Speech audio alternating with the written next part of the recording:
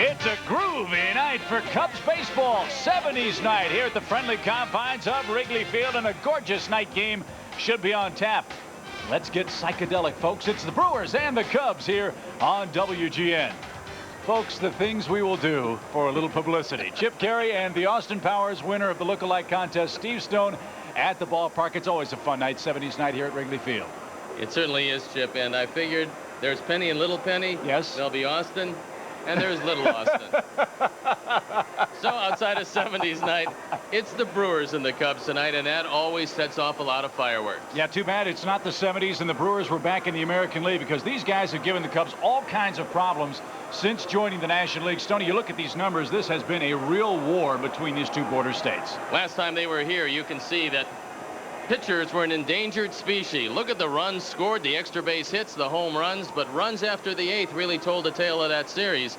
And the Cubs, of course, came out on top. But 72 runs, you can see that nobody wanted to go to the mound in that one. And hopefully we'll have a little difference tonight with Kevin Tapani going to the mound against Steve Woodard. Steve Woodard's been the ace of this Milwaukee team. He's won his last 4 decisions. He makes his Wrigley Field debut, however, tonight. Last time the Cubs saw him in Milwaukee, he was awfully tough. He kept the ball down. He changed speeds. Normally, that's the kind of guy that gives the Cubs a problem. Kevin Tapani has been very tough in this ballpark. So, Chipster, let's go get him. Stoney out here with you. Oh, they think you are groovy, baby, here at Wrigley Field. Chip Caray, Steve Stone, who hands down should win the 2 tickets from our good friends at Southwest Airlines for the best costume. Now, promise me that didn't come out of your closet. No, actually, it was our fine marketing department headed up by John McDonough and Jay Blanc. And I have to agree, out of all the 70 years we've had, they have outdone themselves this year. It's great. In fact, to celebrate, my wife Susan and I went to see the new Austin Powers movie last night. It was terrific. And if you can do what he did with Heather Graham wearing an outfit like that, you would be my hero. But it's good to see everybody in the spirit of fun tonight as the Cubs and Brewers lock horns. Once again, this Brewer team, one of the best road records in the National League. So we'll see how much fun Kevin Tapani has with Loretta, Belliard, and Cirillo at the top of the order. Cub killer Jeremy Burnett's hit a grand slam on Sunday. He's red hot. Then it's Dave Nilsson, Marquise Grissom, Jeff Jenkins, a star in the making. Jose Valentin, the shortstop, and Steve Woodard, winner of 4 straight decisions. He pitches, bats 9th against Kevin Tapani. And the Pepsi defense for Jim Riggleman and the Cubs. It's a power pack outfield of Rodriguez, Sosa, and Hill left to right. Houston, Hernandez, Morandini, and Grace in the infield. Benito Santiago behind the plate, and Kevin Tapani going to the mound looking for win number 7, and this his 14th start. Lifetime against the Brewers. Well, they've been awfully tough on Kevin Tapani. He's just 5-9 with an ERA of 5.18 in 22 games. That doesn't sound like the Kevin Tapani who's been so brilliant in this ballpark. So he's got his work cut out for him, because, Chip, there's some pitching problems with the Brewers, but that offense is pretty tough. Well, indeed it is, Steve. It's 3rd in the National League with a .281 team batting average. They're 5th in runs scored, 5th in home runs. And they have given the Cubs all kinds of problems. We're 3-3 against the Brewers, but if you look at their numbers in the last 8 ball games, that really tells the story. Milwaukee's won 6 of their last 8 ball games. They're hitting .306 as a team, and their pitching's been great. Their ERA at less than 3.5 runs a game. If they get any kind of pitching at all, they're like that Colorado ball club. They're not as powerful as the Rockies, but they can score with that Colorado team. And if they get any pitching at all, they're going to make life tough on a lot of National League teams before this season's done. Well, it's beautiful weather here at Wrigley Field for 70s night. 69 degrees. The wind's out of the east at 6 miles an hour, and that means it's wafting toward the Cub dugout. Occasionally, it'll go toward the left field corner, but it's going to aid the right-hand hitters. Ed Montague calls the balls and strikes. Kerwin Danley, Mike Winters, Bob Davidson, the rest of the umpiring crew tonight. And Mark Loretta stands in to lead things off. And we're underway, a quick strike.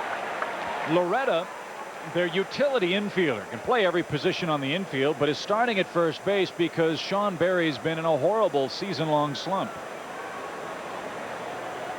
Not too many teams have their first baseman leading off ball games, but that's what Milwaukee does tonight. Well, we just saw a Mark Loretta type player. That was Kevin Sefcik, a local product who plays with the Phillies. Mark Loretta, very similar. You just plug him in anywhere and he gives you a great effort. He's hitting .300, 3 homers, 40 RBIs. That ball scalded over Henry's head. It'll ricochet off the ivy-covered fence and left. He's going to try for two. The throw off target, and it's a leadoff double by Loretta, his 20th of the year. And here come the Brewers, folks. Remember the last time we were here facing these guys, it was a 3-game slugfest. This fastball is on the inner portion, and Mark Loretta almost hits it out of the ballpark. This ball one hop against the ivy, and Henry does a nice job. Outfielders have a tendency to get trapped too close to the wall. Henry waits back, knows it's going to come to him, and makes it close, at least at second base. So now you got Belliard, who's either going to bunt the ball to third, or he's going to try to shoot it to the right side. He's got a sore ankle, however. He fouled the ball off his foot the other day, and he scalds that into right field in front of Glenn Allen Hill. Streaking around third is Loretta. He's going to score without a throw. And 2 batters into the game. Milwaukee leads by a run. Well, trying to do the right thing sometimes turns into gold, and that's exactly what happened for Belliard, who drives in his 16th run of the year. And the Brewers are happy to have him back. They thought for a while when he fouled the ball off his ankle that it was going to be broken. It didn't work out that way. And in the place of Fernando Vina, they might have found a player that they can plug in at second base for a long time. Belliard has been terrific. And more importantly, give them the flexibility to try to trade a Fernando Vina for some of their many needs, especially in that pitching staff. So trouble brewing here in the first. A run in. A runner at first for Jeff Cirillo with a 4-game hit streak. He's hitting 9 for 18 during that span, and he's buried the Cubs over 400 this year. Tampany has not given up many first inning runs, but he's given up 1 so far tonight. Cirillo is one of those guys that you can turn into 2. He's grounded into 7 double plays. And they've come out and jumped on Kevin early this evening. This is not a pleasant lineup to face these days. They're killing everyone. He checked his swing, and the count evens up at a ball and a strike. Milwaukee 23-17 on the road. And as you see what Cirillo has done against the Cub right-hander, Milwaukee with 23 wins. That's the second most in the National League behind Cincinnati. They're 26-10. Only Texas, Cleveland, and the Yankees have won as many or more games than this Milwaukee ball club. Conversely, the Brewers at 11-23 at home. That's the worst home record in baseball. Now you can think about the hit and run. You certainly want to stay out of the double play. Belliard has decent but not great speed. This situation cries out for 2 if you don't send him. He's not going, and it's fouled away. That's a bad break for Cirillo. That would have been ball 3. Instead, it's 2-2. Cirillo not very happy with that because a much different count at 3-1.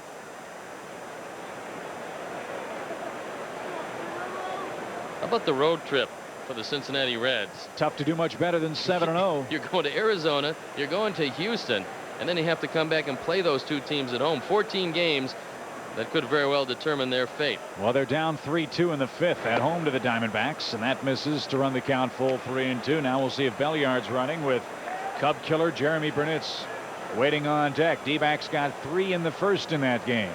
Well, now you have a strike him out, throw him out possibility. But Cirillo does not fan often, 46 times in 284 at bats. 3-2. Runner is going. The pitch lined right back up the middle into center field for a hit. Look at Belliard fly around second. He's at third. First and third, nobody out. 3 straight Milwaukee hits here in the first inning. Well, we told you coming in that the last week and a half to 2 weeks, this Brewer offense has been as high powered as the Cleveland Indians. So from the high scoreboard camera, we'll take you right back up the middle. A bullet. Belliard easily going to third base. So that was a little 70s effect. As we all know, television was in the pioneering stages when Arnie Harris took over. That's exactly right. Mr. Marconi would be proud with that Technicolor replay image. And more trouble for the Cubs. Here's Burnitz. This guy's got to be on the All-Star team, doesn't he? 62 runs driven in for Jeremy Burnitz on 21 homers. And he waves and misses. Strike 1. The only problem is there's so many other great outfielders in the National League having terrific years. But you look at the numbers Burnitz has had, he might be their lone All-Star representative. Everybody's got to have one. Without question, he would have my vote. No balls and a strike. 0-2. Cubs, however, have held this guy in pretty good shape average-wise. He's 5 for 24. Problem is, of the 5 hits, 3 of them have been home runs this year. Well, if you keep that changeup low and away, usually you're in pretty good shape. But you got to push him back off the plate on occasion. First and third, nobody out. 1 ball, 2 strikes. I'd go right back to the good changeup low and away here. You got him on 2 changeups. You threw a high fastball inside. Maybe you can induce the ground ball double play. The pitch. Ooh, Tapani thought he had him struck out. I did too. 2-2 now. Phillies lead the Pirates 6-1 in the 5th. And another look at this pitch. Jim Riggleman wants this one. This one is low, though. So the count evens up 2-2. The pitch to Burnitz. Line drive down the right field line. That's trouble. It's fair. It hits the chalk. 1 run scores. Here comes Cirillo. He'll stop at third. Again, they're at second and third. And it's 2-0 in favor of Milwaukee. Still nobody out. 4 straight Brewer hits. RBI number 63. Now this changeup is up. That's the difference between the first 2 good changeups and the third one. It hits right on the line. Kerwin Danley on the call. The Brewers have come out smoking. They've taken a 2-run lead with runners at second and third, nobody out. And Kevin Tapani, who's been so brilliant this year and in this ballpark specifically, starting to get shelled early. Again, we showed you graphically he'd given up just a couple of first inning runs all year. He's doubled that total here in the first. Still nobody out. Runners second and third for David Nilsson, who's hitting .316. He's hit a home run against the Cubs this year. So for Loretta, he's got a 7-game hit streak now. Belliard a 7-game hit streak. Cirillo extends his to 5. Burnitz extends his hit streak to 5. That didn't take long at all. 1-1 the count. Infield back, they're going to concede the run if it's hit to anybody but Kevin Tapani or perhaps Tyler Houston. They would just as soon stay out of the big inning, and there's still nobody out. That one popped up left side. Tyler Houston runs out of room. It's 1-2.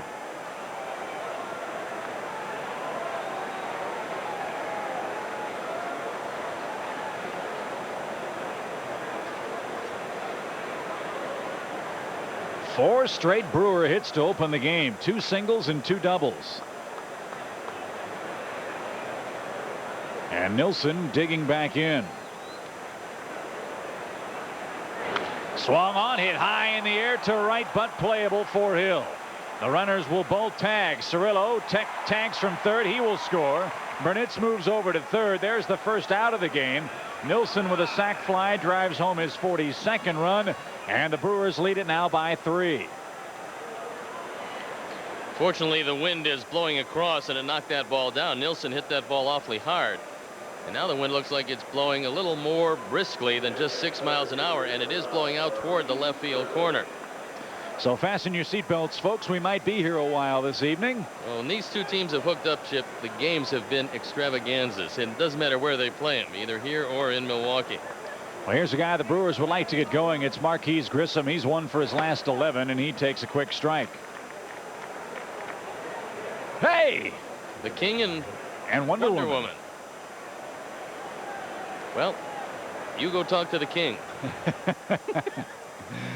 The 0-1 is inside, and the count evens 1-1. Well, like I said, with your outfit, you would be irresistible. Yes, it'd be terribly resistible. I must say, though, the hairdo is a big improvement. It's 1 ball, 1 strike.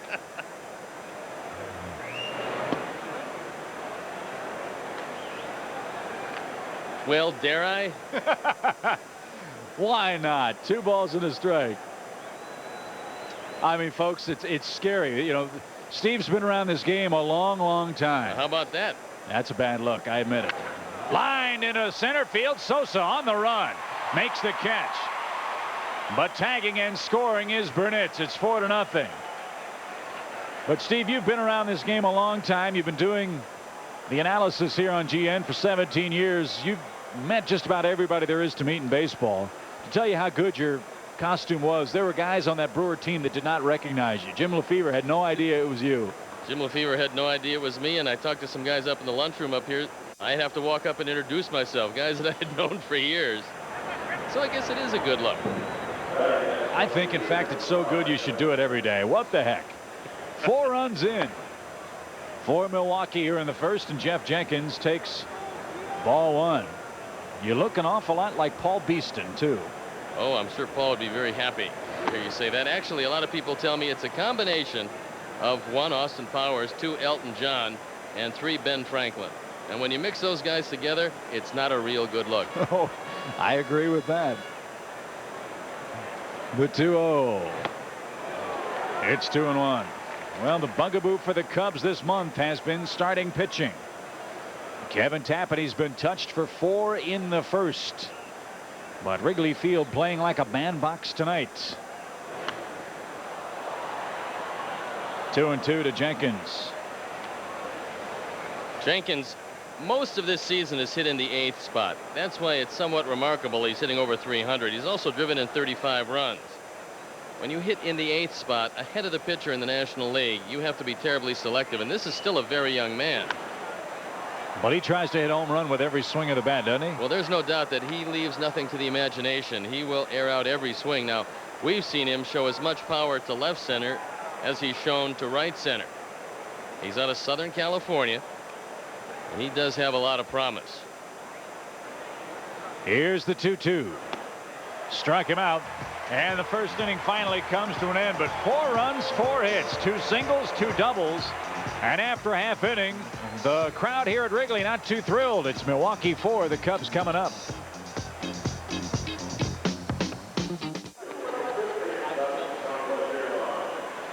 Well, it's a gorgeous sunset here in Chicago. Brewers got 4 in the first, and here's the Cubs starting lineup brought to you by Pepsi. Bit of a change. Mickey Morandini now leading off, followed by Jose Hernandez, then Mark Grace, Sammy Sosa, Henry Rodriguez, Glenn Allen Hill, Tyler Houston, Benito Santiago, Kevin Tapani. The lineup, Stoney, left, right, all the way through the order until you get to the 8 and 9 spots. The defense for scrappy Phil Garner and his Brewers: Jenkins, Grissom, and Burnitz left to right, Cirillo, Valentin, Belliard, and Loretta. Nilsson behind the plate, and a very talented young pitcher, Steve Woodard, on the mound. He's looking for his 9th win, and this his 17th start. The Cubs saw him in Milwaukee. He was brilliant.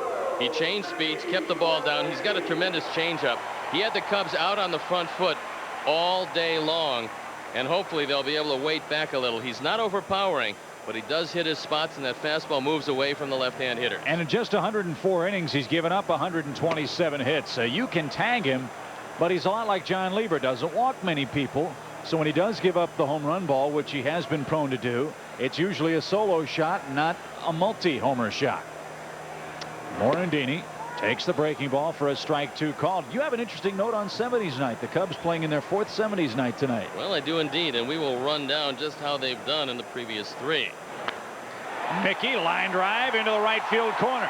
Charging is Burnitz. He handles the funny ricochet off the wall, and the Cubs have their leadoff man aboard. An 0-2 mistake by Woodard. Looked to me like Mickey waited back for the changeup there and just took it right down the line. So a very promising start. And we'll watch it again. It's an off-speed pitch, and Mickey reaches out and drives a double into right field. So the Cubs going to have to come from behind tonight. They're down 4-0. Now, on 70s night, we're 1-2. We lost with KC and the Sunshine Band and with Sister Sledge. Well, that's not surprising. I know you don't like Sister Sledge too much. First, the pitch to Jose won't be made. Well, the people are wonderful. I just have terrible remembrances of the 79 World Series. Right. Nomar Moreno's wife and the whistle blowing and We Are Family and all that other falderal. However, we did win with the captain and Tennille. And it was the Village people tonight, folks. Jose got hit by a pitch, so with the Village people doing the honors before the game, perhaps a come-from-behind victory will be in order tonight for the Cubs. First and second, nobody out here in the bottom of the first inning. This one just slips away from Woodard, and Jose gets hit on the posterior. So the Brewers scored 4 in the first, and the Cubs threatening to come back and do the same thing.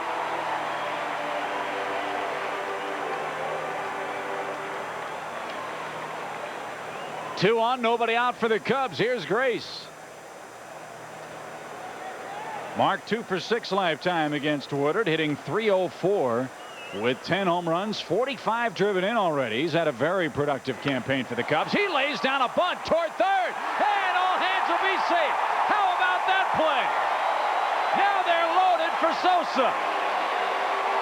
Great heads-up play by Mark Grace. He saw Cirillo back at third and decided to take the bunt down that way, put the pressure on the defense. Cirillo normally a very sure-handed third baseman, but not this time.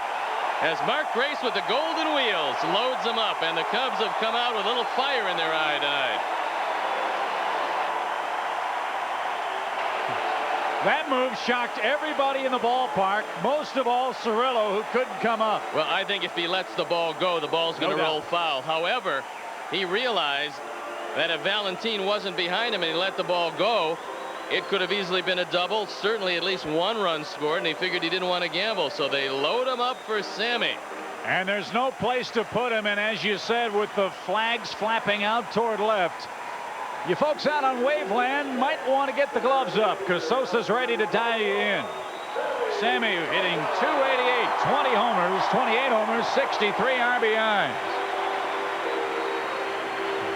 And they are ready outside the ballpark. They're ready in the apartment building across the street. They're ready on the rooftops too. And Sosa, with 2 homers this year against the Brewers, digs in. Off-speed roller to the shortstop. 6-4. Quick turn by Belliard, and 3. And there are 2 men out. Morandini scores, no RBI. That makes it a 4-1 game. And Jose Hernandez now at third with 2 outs. 7th double play grounded into by Sosa. A great turn at second base by Belliard. This is a slowly hit ground ball. Watch how quickly Belliard gets it away. Valentin with a pretty good play, but Belliard terrific. And no chance at all for Mark Grace, who goes in hard at second all the time. But Belliard was so quick that he just moved him back of the bag, and Grace couldn't get a piece of him before he got the throw off. But the Cubs get one of those runs back. It's now 4-1 for Henry. He's hitting .348. And again, the off-speed pitch has him way out in front at .348 number, the 4th highest National League batting average by Henry. He's at 14 home runs, 49 runs driven in.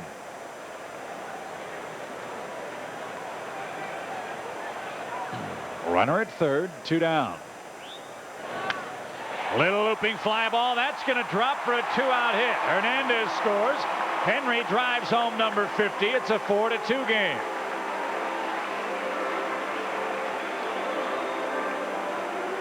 Toughest part about facing the same team within a week and a half is that they remember what you did to them before. And the Cubs remembered that Woodard used a lot of off-speed pitches and kept the ball away.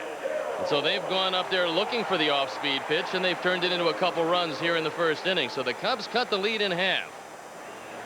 And Jim Riggleman going with his power lineup with Hill in right, Sosa in center, and Henry in left. Here's Hill. He takes a quick strike. G-Man having some fun in the pregame warm-ups. Had the big Dr. J afro on while he was taking his BP.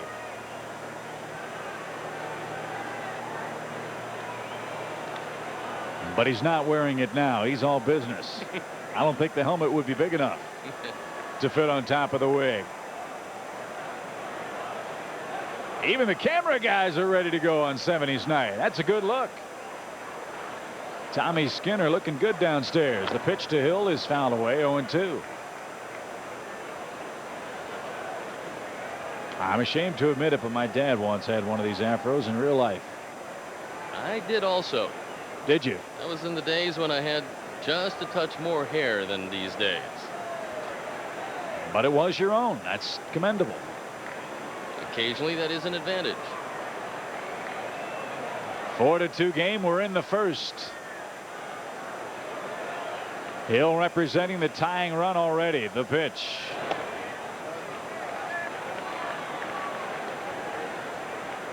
Well, just Chip, as you were very unhappy to see me shift over to the radio side when I was filling in for Ron Santo, our last road trip, Vince Lloyd will be coming in during the 4th and 5th inning to do the play-by-play, and it'll be great to hear him and see him once again.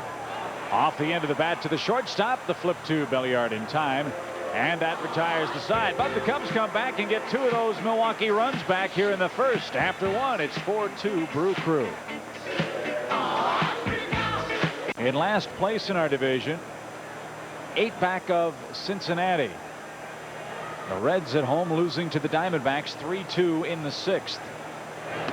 Well, that Cincinnati team might want to petition the National League to play the rest of their games this year on the road. Well, they're having a similar situation to the Brewers. Tough at home, unbeatable on the road. And Valentin, a switch hitter. Most of his power from the left side, where he's hit all 3 of his home runs. He's hitting .290 as a left-hand hitter, just .200 as a right-hand hitter. Rocket toward left center field. Valentin reaches again. He'll head towards second, and he'll stop there. That's the 3rd extra base hit by Milwaukee already in this game, and for the 2nd straight inning, a leadoff double. Kevin's not exactly fooling them so far. Well, this lineup came in and it's hit everyone. And so far tonight, it's no exception, as Valentin, just activated when we were in Milwaukee, drives this ball into the gap, winds up at second base with his 2nd double. And they're happy to have him back. This is just his 15th game this year. So Woodard, who leads their team in sacrifice bunts with 5, will try to do the honors here. He takes the ball low. 1-0 the count. Valentin has to be careful, because if Woodard bunts through it, Benito Santiago is going to try to pick him off at second base, and that happens on occasion. At least in that defense, Jose was going in back of Valentin. Tapani was going to charge to the line, and Houston was going to hang back. This time he lays the bunt down the 3rd baseline, but it's out of play. And the count evens 1-1. Kenny's from Nuts on Clark on 70s night. But no 70s outfit. But they're going to bring Arnie some old prunes. And Arnie wanted us to be sure to thank all of you great fans who have been writing and emailing, asking about all those extra Beanie Babies that he has been so secretively hoarding away. And his lovely wife Arlene was very pleased to get all that correspondence. And he'll do everything he can to accommodate all of you. Individually and personally. 1 ball, 1 strike. The bunt this time is perfect. Tyler Houston in, up, and across. The sacrifice works. 5-4, runner to third now with only 1 out, and to the top of the order we go. That's 2 sacrifice flies and a sacrifice bunt, as the Brewers are executing here tonight. You want to make sure that Tyler Houston has to field this. Woodard does it perfectly.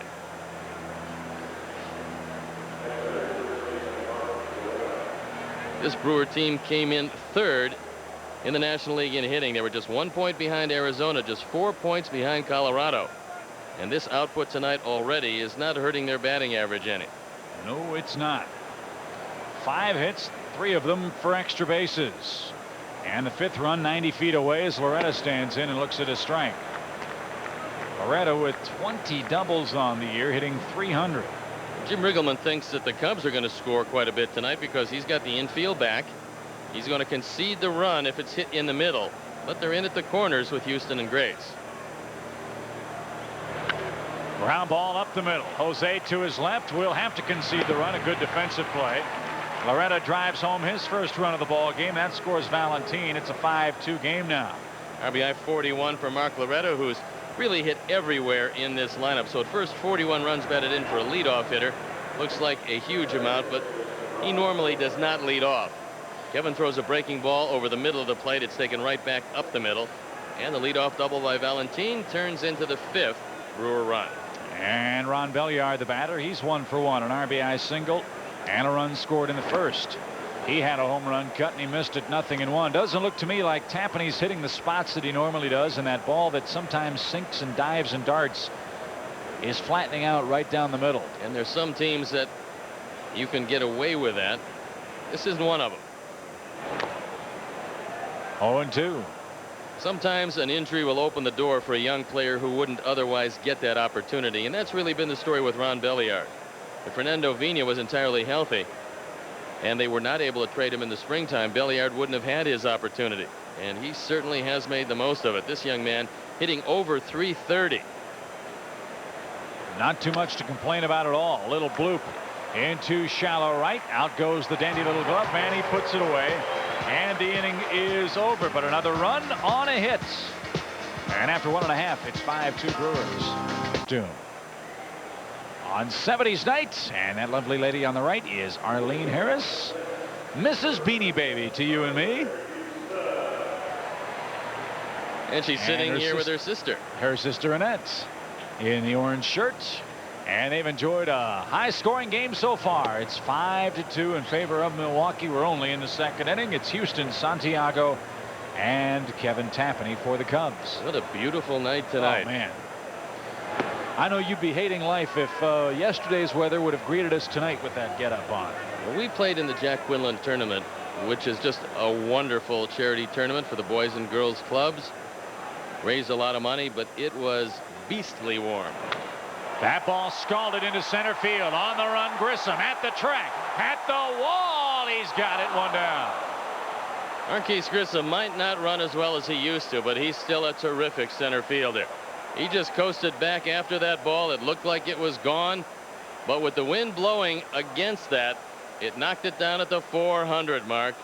Marquise had maybe 2-3 feet to spare as Woodard gets a fastball up, and Tyler hits it just about as far as you can hit it and still keep it in the park. Now Grissom knows he's got this all the way. He settles under it and makes the play. So Santiago stands in after the fine Grissom play and fouls the first pitch into the seats for strike one. Benny hitting .221, 5 homers, and 24 driven in. Cubs are getting some pretty good cuts against Woodard, but we trail it by 3. Well, you can see the difference in that last pitch in the movement. When he keeps it down, it sinks and moves into the right-hand hitter, but when he gets it up like he did to Tyler Houston, he's very hittable. He chased a bad ball there, and they're out number 2. Well, we'd like to thank our friends from Southwest Airlines who are sponsoring 70s night tonight at the ballpark. They're the guests of Tony Colosimo in our WGN suite tonight. Also up there with Tony are Ivan Sergey and Simon Rex. They star in the WB Network's new show Jack and Jill, which will air Sunday nights at 8 right here on WGN starting this fall. Gentlemen, welcome to Chicago, and thanks again to the good folks at Southwest Airlines for sponsoring our 70s night. Stoney will gladly take the winning round-trip tickets for his get-up tonight. Our ground ball hit weakly towards Cirillo at third. He'll make Tapani run a bit before throwing him out. And it's a 1-2-3 second for the Cubs. On we go to the third. It's 5-2 Milwaukee. Pitching in the 80s. That's probably why the winning percentage is up there. But like Austin Powers, I understand you were a Babe Magnet, so you had no problems in that category. Here's Cirillo. He's 1 for 1, and he takes a ball outside. 1 ball, 1 strike. Well, see, that was the problem. You don't remember, Chip, but as soon as it came to be baseball season, it was baseball, baseball, baseball. Yeah, I've heard that mantra 1,000 times. A weak ground ball foul. It's 1-2. And I'm just going to tell you for the record now, I never believed it the first time you said it. I don't believe it now.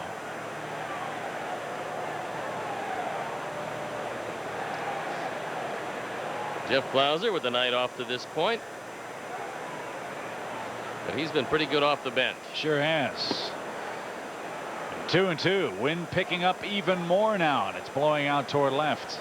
Yes, unfortunately for the pitchers who really need something here to stop the ball from flying around the diamond. The wind is starting to stiffen, and it is blowing out toward the left field corner. And the bad news bears are at the ballpark. That ball scalded into the left field hole for a hit for Cirillo. He's 2 for 2. Somebody turn these guys off. This has become a hitting machine. Now the pitching, a different story. They're second from the bottom with a 5.18 ERA.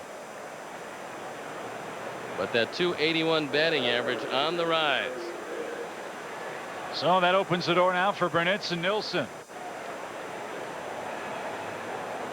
It's 5-2 Milwaukee. Want to wish congratulations to Zach and Jackie Spencer of Waukegan, Illinois. A baby girl born to them. Ella Diane, their newest Cubby fan, popped back toward us and out of play. Now, you said that you were starting to smell fried chicken. I think this is my combustible costume going up in flames to your right. Ah, man can dream, can't he? If this catches a spark, we're all in trouble, Pally. There's not many natural fibers in this one. No, I don't think there are. A lot of valiant polyesters gave their lives so that you might win a contest tonight.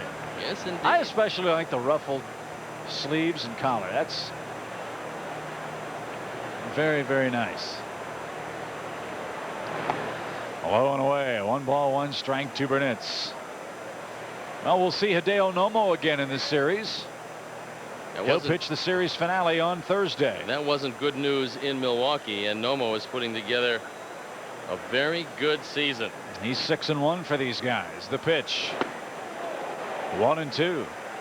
It's easy to sit and second guess and say what if, but the fact of the matter is, when Nomo was pitching for the Cubs, he was not pitching at all like this. Otherwise, we would have signed him.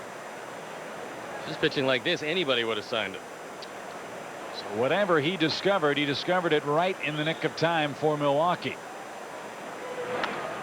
Ripped back foul again. And the count stays 1-2. Well, Chip, what he discovered was the release point on that split finger, because we saw him with the Dodgers, we saw him with the Mets, and to a certain extent in the Cubs minor league system, he didn't have the release point on that split finger and threw a lot of pitches in the dirt. He almost killed Mike Piazza a couple of games that he caught him. Fisted back again. But I'll tell you what, he's got the release point now, and the game that he pitched against us in Milwaukee was the vintage Hideo Nomo that we saw when he first came into the league with the Los Angeles Dodgers. He would set you up with some high fastballs and just wipe you out with the split finger, and he's averaged over 6 innings per start with the Brewers, and at 6-1 he's been a great find for them. 2 balls, 2 strikes. And if he keeps pitching like this, don't be surprised if he's in Milwaukee's plans for next year when they move into Miller Park across the street. They desperately need some pitching. 2 balls, 2 strikes.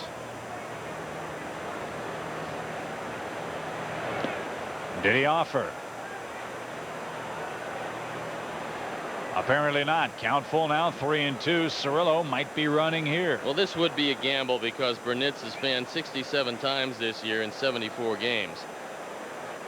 Cirillo doesn't have the best speed in the world, only 2 out of 4 in stolen bases, so you really risk the strike him out, throw him out double play. He is going. It's ripped straight back. Well, a fan, Chris Jackson in Griffith, Indiana, emails us, Stoney. Another name to the Whom Does Steve Look Alike contest. You mentioned Ben Franklin, Austin Powers. Who was the other one? Elton John. Elton John. And he mentions John Denver.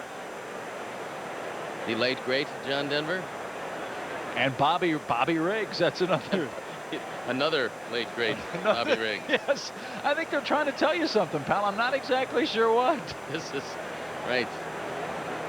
All mortality outfit. 3-2 popped up. Well, after all, you wouldn't be caught dead in that, I'm sure. It's popped to the shortstop. And Jose puts it away for round number 1. I remember Bobby Riggs. This has a little Bobby Riggs in it. No doubt about that. Oh, man.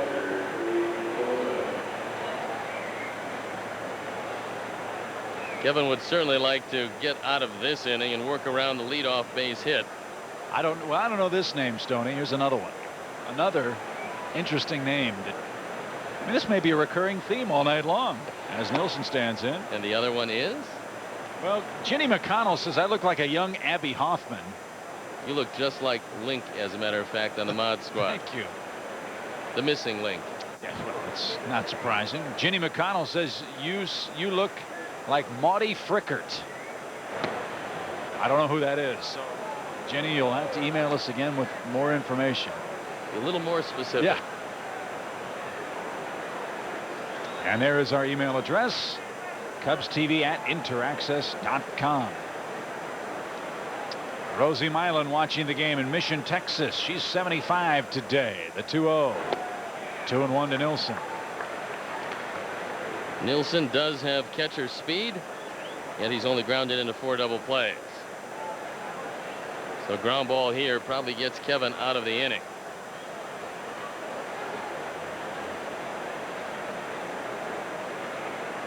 Tapani has had to labor so far.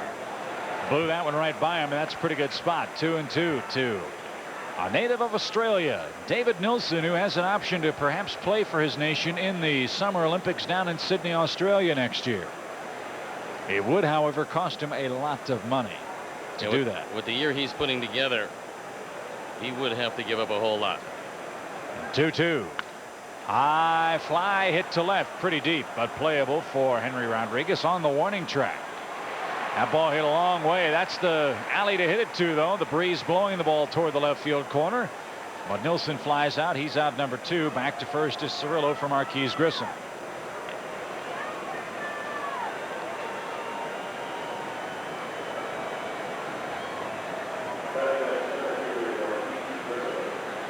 Grissom, a sacrifice fly and an RBI in the first.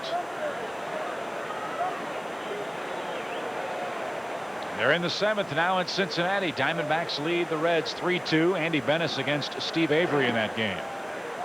And Cirillo's going to try for second. The throw is not in time to the shortstop side of the second base bag. Well, a heads-up slide by Cirillo. You watch where he went on the slide. He went to the back of the bag knowing that Morandini was in front of the bag, and it turned out to be a terrific slide, and he made it. From the Southwest Airlines Plainview camera, it's a good play by Santiago. Now he knows he's going. The throw is in front of the bag, and you see him slide to the back of the bag, and the dandy little glove man is the grumpy little glove man because he can't get the tag down in time. It's ruled a wild pitch. Runner to second now, where a base hit could make it a 6-2 game. And Grissom trying for more than that. That ball belted toward left center field. Back goes Henry at the track, at the wall. It's souvenir time. A 2-run homer for Grissom, who's driven home 3 runs in 2 at-bats today, and Milwaukee in front by 5 at 7-2. Only the 6th home run of the year for Marquise Grissom, but he's now driven in 35, and Grissom showing some signs of really coming to life. And unfortunately, with the wind blowing toward left and left center, that one got up into the jet stream, and the wind took it out. He doesn't hit this ball well. It's a breaking ball he takes right off the ground. Sammy has a long run, and eventually they just run out of room. So activity begins now in the Cub pen as Marquise Grissom unloads. Dan Serafini starts to loosen up, and Marty Demerit out to talk to Tapani to give Danny a little more time to limber up. Well, an uncharacteristic outing for Kevin Tapani, who came in before the Colorado game his last time out as the National League's ERA leader. Tapani gave up 5 earned runs in 6 innings in the 3rd in Colorado. He's given up now 7 runs in 2 2/3 tonight. He will probably fall out of the top 10 in ERA with this performance, but he doesn't care about that. He wants to somehow find a way to shut down these Brewers and give his offense a chance to catch up. Rudy Giuliani and Governor Ryan on hand tonight, so it's a night of luminaries. They got pretty good seats. How'd that happen? I don't know. Jenkins, ground ball right back up the middle. Already 8 hits for Milwaukee. Well, Chip, you know, a tip-off. First of all, last year Kevin faced the Brewers twice. He gave up 10 hits in 7 innings and 6 earned runs in June here. Then in July in Milwaukee, in 2 1/3 innings, he gave up 6 hits and 7 earned runs. In lifetime against the Brewers, we said at the beginning of the show he's 5-9 with a 5.18 ERA, and for whatever reason this team just has his number, and this is his first look at the Brewers this year, and they've come out and just pounded him.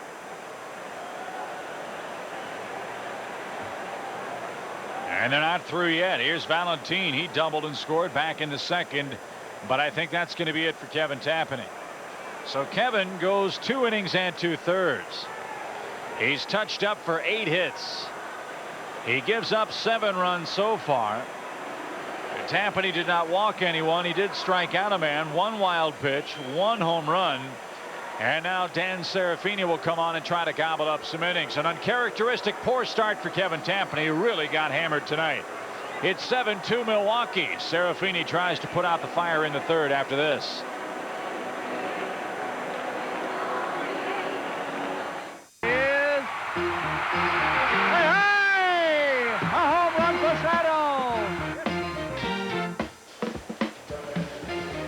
Dan Serafini takes over for the Cubs here in the top half of inning number 3. Kevin Tampany's been chased. Milwaukee enjoys a 7-2 lead. Already 8 hits for the Brew Crew in the opener of what should be a high-scoring 3-game series.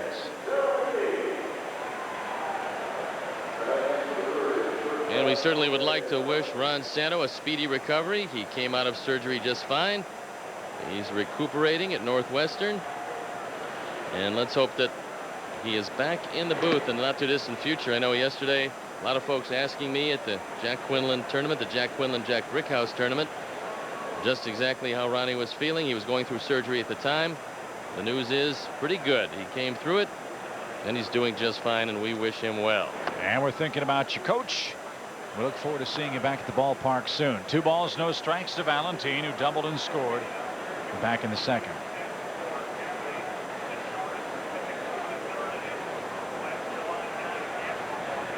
Wow, shortest stint for Tampany since going 2 innings in a third last July in Milwaukee. So you're right, Stoney. For whatever reason, these guys do have Kevin's number. Tyler Houston near the dugout railing runs out of room. And the count 2-1. Well, if Ronnie is watching tonight, Ronnie, I'm going to tell you something that's going to perk you up and get you back even more quickly.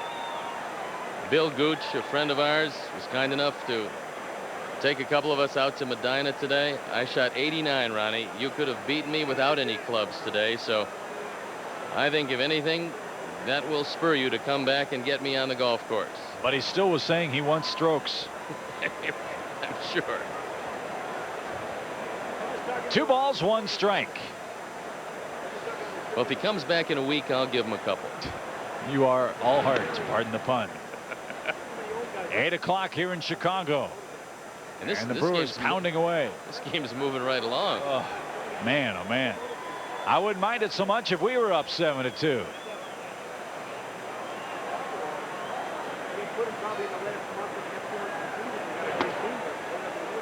It's 3-1. Arizona still leading Cincinnati 3-2. A grand total of 6 hits in that game. Andy Bennis firing a gem at Synergy Field. Well, who's up in the bottom of the 7th? Because the way Cincinnati has come back, it's going to be a tough inning for Bennis. Well, Cameron and Aaron Boone are due at the moment. That's the lower portion of Jack McKeon's order tonight. Let's pause quickly for station identification. This is America's #1 sports station, WGN, Chicago. This would qualify as the gloaming, folks. What a gorgeous golden night for baseball at the friendly confines of Wrigley Field. 3-2 to Valentine, the number 8 hitter in the lineup for the Brewers. The runner goes, pitch swung on and fouled over the roof. And if you missed it, under the light standard. If you missed it earlier, folks, stick around for the 4th and 5th inning when I throw Link out of the booth.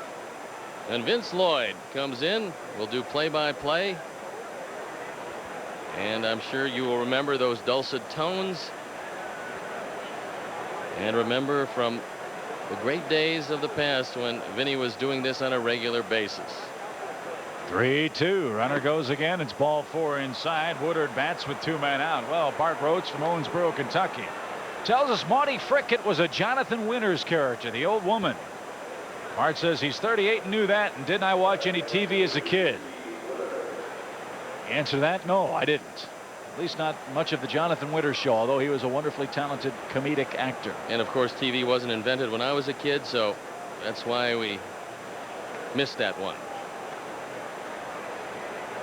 First and second for Woodard, who can wail away now, and he takes a strike. The commander, Pete Toma, manning our internet hotline, tells us we've got about 400 emails so far tonight. So our thanks, keep them coming. Woodard's a pretty decent hitter, so you can't take him for granted, although the outfield is shallow. 194 on average on the year, and he's got the count even at a ball and a strike. Stoney, that's month of June cannot end fast enough for the Cubs or their fans. Well, last year was a very bad month, and this year is shaping up to be a little worse. You figure to try to take advantage of this homestand because the Cubs go on the road for 10 more before the All-Star break. And what makes those games so much tougher, first of all, you've got the emotion of that Cubs-Sox series, which closes out the trip. Games at Philadelphia and Pittsburgh and on the artificial surface. And that's one of the keys, the artificial surface.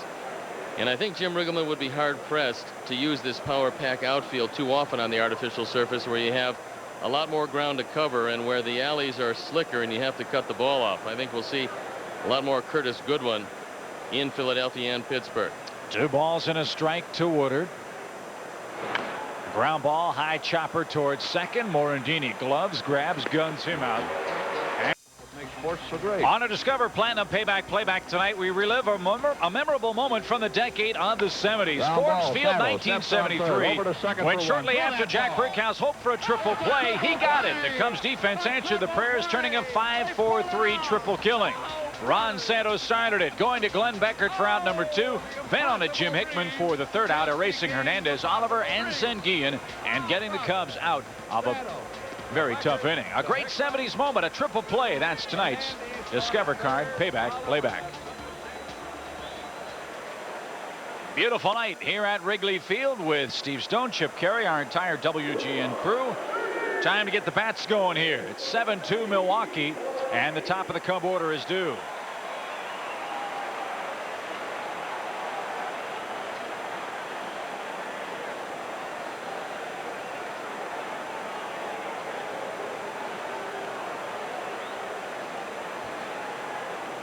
Mickey led off the game with a double and later scored.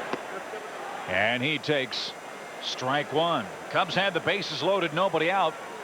And Sammy wrapped into a 6-4-3 double play. Milwaukee scored 4 times in the first. The Cubs countered with 2.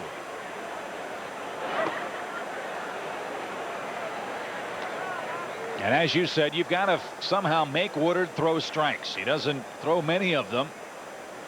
The hitters usually, it seemed, get themselves into more trouble trying to time that off-speed stuff. He's only walked 23 in 106 innings.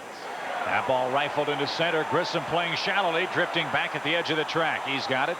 And Morandini flies out. He's out number 1. Well, year after year, if you take a look where Marquise Grissom sets up in center field, he still plays one of the most shallow center fields around. He figures that a few more balls will drop in front of him. He can go get those, and he knows he's got tremendous anticipation, and he can get a good break on anything over his head. So he dares you to hit it over his head, and more times than not, he's able to run it down. So that brings Jose to the plate. He was hit by a pitch his first time, and he later scored on a Henry Rodriguez 2-out single. If you're looking for guys who might make the All-Star team, you put a couple of more wins on the record of Steve Woodard, get him to double figures, and he might be a representative from this Brewer team. Well, there are going to be some strange names on that team, no doubt about it. High chop to the left side. Look at that play by Cirillo. 360 spin, and he got him by a step. 2 down. You don't hear Cirillo's name mentioned among the best glove men in the league at third base, but he is right there, and here's an example of it. He's only made 6 errors this year, and this is just an outstanding play, ranging far to his left, making the good solid throw. He's got a strong arm, and he does a great job of throwing out Jose. Mark Grace bunted himself aboard his first time up. Shocked everybody with that hard hit bunt down the third base line. Cirillo couldn't glove it cleanly. That set up the bases loaded situation for Sosa. Grace now 5 for his last 9, and that one hit sharply toward third. Cirillo, Crow hops and throws to first, and it's another easy 1-2-3 inning for Woodard, who's retired 7 men in a row. To the 4th we go. It's 7-2 Milwaukee. People will remember Vince Lloyd as a broadcaster with WGN from 1965 to 1986. Sounds like a long time. But you know, it was fun. It went fast, didn't it? It sure did. Sure did. And worked, of course, with some. There's a swing and a foul back out of play. some wonderful people, and I wish they were all here tonight. And that would include Chip, your grandfather, Harry, who was a super, super person. Well, we miss him. Certainly we miss Jack, who was here with us last year at this time. And how about the good kid, Lou Boudreau? Well, I talked with him a few days ago, and he was seriously considering coming in, but he's got a hip that's been raising all kinds of trouble with him. And he asked the Cubs for a rain check. And if they do it again next year, I'll be there. The swing and a mile-high pop-up. The shortstop calling for the ball, and he grabbed it. 1 out. That's Hernandez. Well, I'm sure we're going to do it next year, but unfortunately we're 1-2 at this point. Hopefully we can turn it around tonight, but if this doesn't work out, we're going to have to bring back the captain and Tennille, because that's the only singing group we've been able to win with to this point. Yeah. Well, we got time. We can win this one tonight. Cubs have overcome bigger obstacles than this. Just a 5-run lead. What the heck? You're confident, aren't you, Chip? I like your hairdo. Thank you. Tonight. This is from the Steve Stone collection. Yeah. Vince was here when my hair looked like that in the mid-70s. He remembers those days. He had the leadoff man show in those days. Yeah. I remember when you were pitching, too. Let me tell you, you had your physical problems at that time. And I forgot who you went to, but you finally got it straightened out. And then, of course, went on to Baltimore. It was Cy Young Award. It was a doctor here by the name of Tom Sattler who helped me. And after the physical problems were over, of course, then the mental problems set in. And we never get rid of them, do we? 1-0. Instead, he wheels the peg over to first base. Now, Vinny, you were the first sportcaster in history to have United States President John F. Kennedy at the time on your leadoff man show. That must have been quite an experience. And you know something? You didn't even ask for a fee. You didn't have to give him a gift? No, not a thing. At that time, I forgot what. I think there's a runner going, and a peg down to second. Bad one into the dirt. The runner will hold at second base. A stolen base for Mark Loretta. That one really stolen on Serafini. Yeah. And wisely, Cirillo, who's a heads-up player, knew not to offer because Serafini had a running start. He had 3 steps. Loretta had 3 steps before Serafini delivered the ball, and that was no chance. That shouldn't happen to the left-hander, especially, should it? No, it's just one of those plays that you hope not to repeat. Yeah. Jeff Cirillo in the batter's box.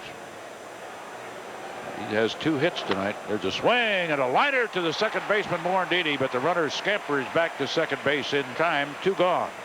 Cirillo retired for the first time tonight, but he hit one right on the nose. That'll bring to bat Jeremy Burnett. That interview with the late President Kennedy came about in Arnie Harris. Sure will remember we had a meeting in March at WGN television, and he decided to cover the White Sox opener that year at Washington against the old Senators, and decided to send a full crew instead of just 1 or 2 guys. So Jack Brickhouse and I, Arnie, Jack Rosenberg, all made the trip to Washington. Here's the pitch.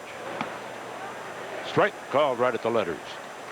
But when we left the meeting, Jack and I, Brickhouse and I, were walking down the hall together, and I said, you know, Jack, as long as I have to do an interview with the leadoff man, why don't I do the president? And we both stopped and looked at one another and said, why not together? We talked to the late Mayor Daley, who was a very instrumental politician. A good one. There's a swing and a drive into center field. Dropped in front of Sosa. Bounces away from him. That's trouble. Here's a run scoring. Sammy finally picks up the ball. The runner is on at second base, and it's now an 8-2 ball game. Holy mackerel, what's going on here? It's going to be the second run batted in for Burnett. Yeah. Now the question is it going to be a single and an error, or is it going to be a double? Because this is a rocket. Yep. Burnett's driving in his second run of the ball game. He's got 64. And this one just eats up Sosa. He thought he could get it. Then he got trapped in between, and the ball just bounces off his glove. So we're waiting for a ruling on that one. Do you think he's at home in center field? Well, I think he's just learning it, Vince, but when all is said and done, it's an easier position to play than right field, especially here at Wrigley Field, and especially in the daytime because of the sun field. Yeah. It's a double and a run batted in. Okay. I'll go along with that one. That's his second double of the night and his second run batted in. And it's 8-2, and they have continued to score in every inning so far. 2 out, man at second. We pick up the count, ball 1 on Nielsen, who hit the ball hard both times tonight, but he's 0 for 1 officially with an RBI. Fouls that one out of play. But with the help of Mayor Daley and with Electricians Union president at the time, he got the president's okay to do the interview. But I never got a chance to talk to him ahead of time. When he got to the ballpark, and I finally walked over to the presidential booth, I'll never forget it. Secret Service band looked at me and glared and says, "What do you want?" I said, "Nothing, just here to interview the president." He said, "No, you're not." He said, "Take a hike." And I said, "I'm not going to. I'm here to interview the president." He says, "I'm telling you, you're not going to." Well, we had a few more words. And finally, what saved me is a pitch, and he takes a strike at the letters. What saved me was the presidential party was led to the box by the late, great senator from Illinois, Everett Dirksen. And we knew one another from my days down in Peoria. The senator was from Pekin. And he raised a hand, waved, and I said, "Hi, Senator." And with that, I pushed the gate open and went on in. And the still shot of the scene shows this guy in his trench coat looking daggers at me. He is so upset, so mad. And I think that's the most interesting part of the picture. And I was only going to interview him for 3 or 4 minutes, but the thing went on, and finally did the whole 15 minutes. And I remember one of his answers when I asked him where the First Lady was. He said, "Oh, it's Monday. She's home doing the laundry." Sure she was. But he was very affable and extremely quick. Marvelous personality. I remember we had trouble trying to figure out how I would know when I should start. But we didn't have any great communications the way we have now. We finally figured out, "Jack, you stand in the booth," which was open down the left field line at that old ballpark. "And when you wave your handkerchief, I'll start talking." And there's a pitch into the dirt, a breaking ball. It goes all the way back to the wall, and the runner in second advances to third. The count now is 3-2. Did she get that souvenir? Well, Benito decided to just toss it into the crowd, making some friends as Serafini Nothing wrong with throws that. one to the bricks, and that's his first wild pitch of the year. We can all use all the friends we can get. Yes, indeed. But none of us realized that the president hadn't been interviewed before, or spontaneously or extemporaneously at a sporting event. We didn't know that. Found it out, I think, a couple days later. We just thought, as long as you're in Washington, might as well talk to him. Seems simple enough to us. 3-2 pitch. That's way high for ball 4. Well, the problem is, by walking the left-hander, now you have to face the man that homered in his last at bat last inning, Marquise Grissom. And that's not what Jim Riggleman had in mind, so he's going to make a trip to the mound.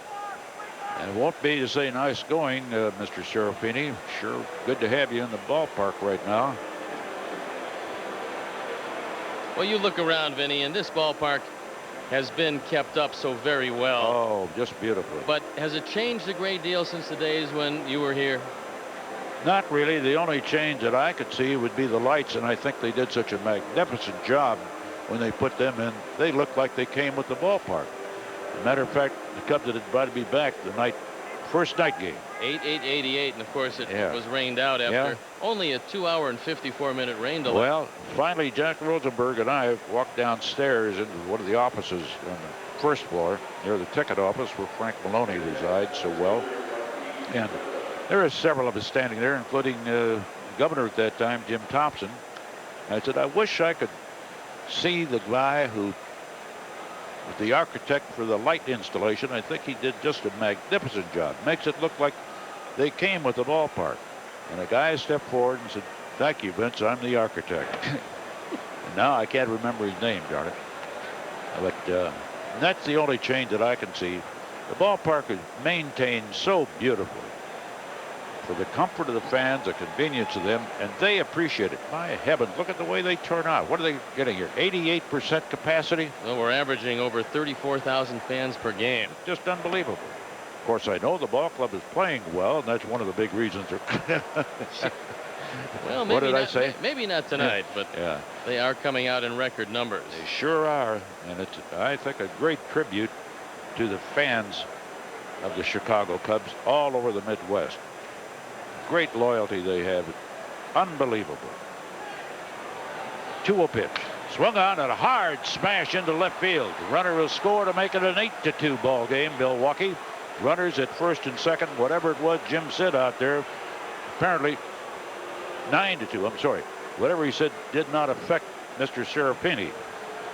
Grissom drives in his 4th run of the night. He's driven in at least 1 in every at bat with a sacrifice fly, a 2-run homer, and now an RBI single. And the walk to Nielsen allowed Grissom to come to bat, and he rifled the ball into left field. Things are not looking up. Runners at first and second. Still 2 out. And the left-hander stepping in, Jeff Jenkins. Outfielder takes the ball too high. Bullpen up and going for the Cubs. As Serafini's having his problems, it's Rodney Myers, who just celebrated his 30th birthday. I have to ask you guys, is there anything wrong physically with Tapani that you know of? No, he just had one of those nights. He's always had some problems with this Brewer team. Ah, And this is a bad time to get a hold of them. They have been red hot. yes, they have. The swing and a foul back out of play. I was really hoping to come in here tonight and see a 3-1 ball game that lasted 8.5 innings. You weren't the only one, but as Steve said, these Brewers just aren't going to cooperate. Yep. They've been red hot, winning 6 of their last 8. But there's time to get back at him tonight, isn't there? Fastball, and he looks at a strike. It's 1-2. Jenkins is fanned and singled. They have scored in every inning so far. We are in the 4th, with Milwaukee out in front 9-2. No, that's not an insurmountable lead. Not tonight with the wind blowing to left in this ballpark. Runners at first and second. Sosa very shallow in left center. This pitch swung on, a little pop-up into shallow left field. It's going to be trouble. It dropped for a base hit, and another run scores. Runner first advancing to third. A single off the bat of Jenkins, a little Texas leaguer. Oh, back. RBI number 36 for Jeff Jenkins. And some of the fans are voicing their disapproval. Well, it all started, as Steve said, with that walk to the left-hand hitter, then the hit to Grissom. A little dump shot by Jenkins into left. 3 runs are in the inning. And now you have to face a switch hitter, as Valentin will turn to the right side against Serafini. Valentin tonight has a double and a walk and a run scored. He led off the second inning with a double. There's a swing and a drive down the left field line. And that is going to be trouble. It's high off the vines. The 11th run of the game scores, and a double.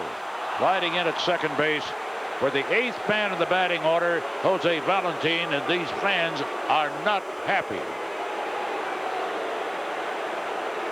Valentin, in just his 15th game, drives in his 8th run. He's 2 for 2 with the walk tonight. This one just misses going out of the ballpark. Yeah. Rifled high off the wall. And things starting to deteriorate. Well, Vinny, can you do a rain dance? I wish I could. I thought you and Chip led that. This is not good at all. Runners at second and third. Seems like I've been saying runners on, another run in, and Man, 2 out for the last hour. There's a swing, and he fouls it out of play on the first base side. That's better.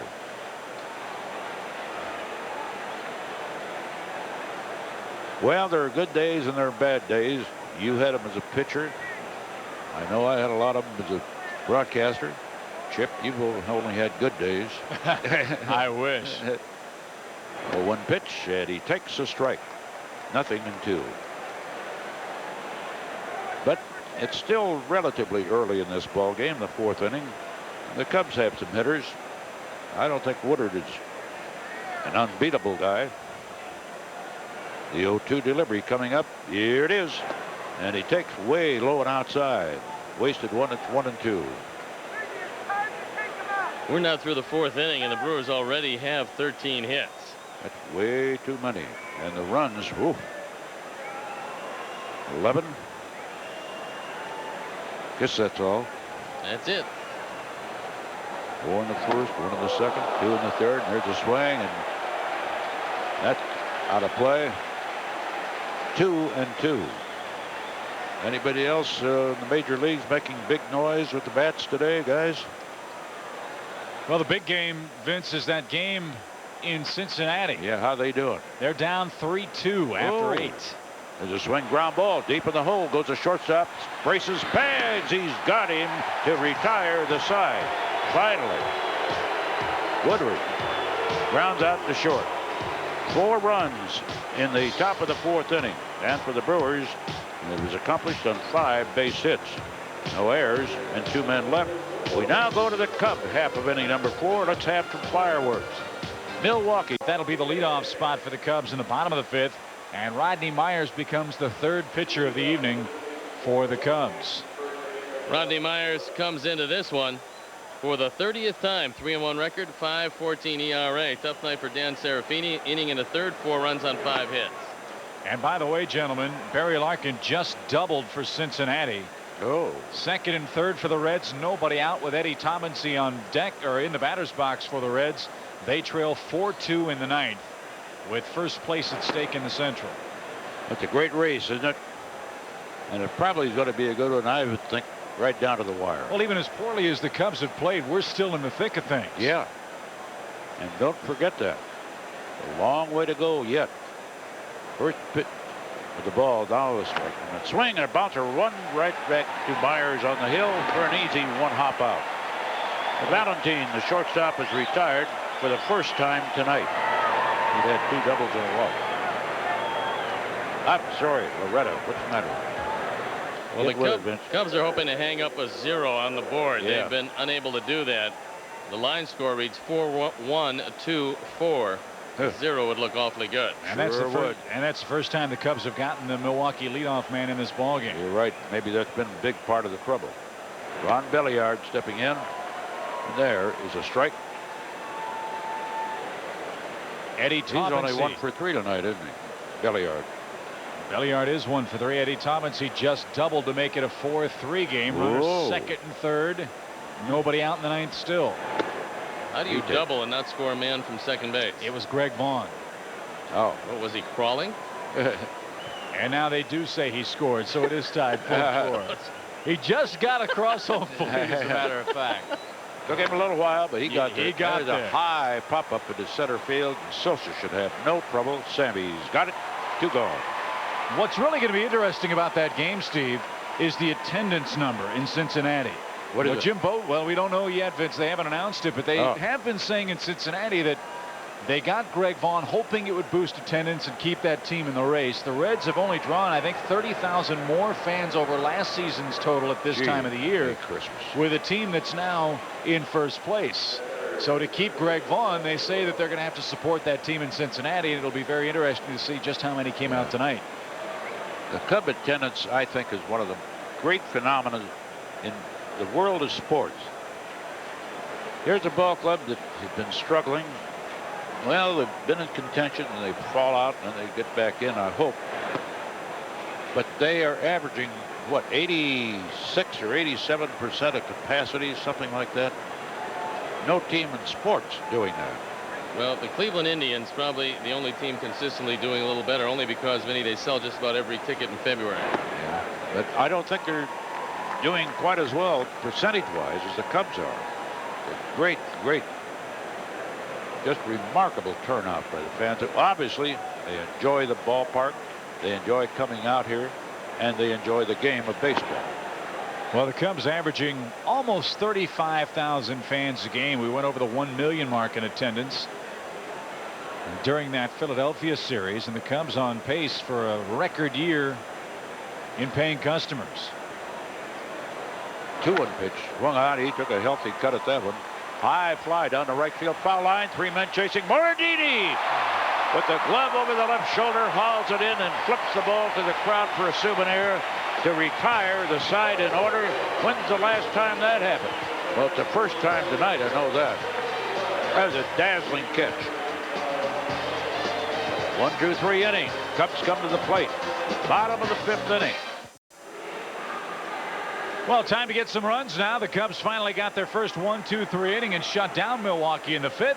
It's 11-3, and how about the dandy little glove man, Steve? Well, from the Southwest Airlines plain view camera, take a look at just a great effort by Mickey Morandini. That one would have fallen in, but Mickey had other ideas. And how many times do you see a Chip after a great play, the man hits second in the next inning? That's a rule in baseball, isn't it? Yes. By the way, Cincinnati came back to win it in the ninth. They beat Arizona 5-4 off Vicente Padilla, a man that we had never heard of, and with a performance like that in the ninth, we might not hear much from again. Yeah.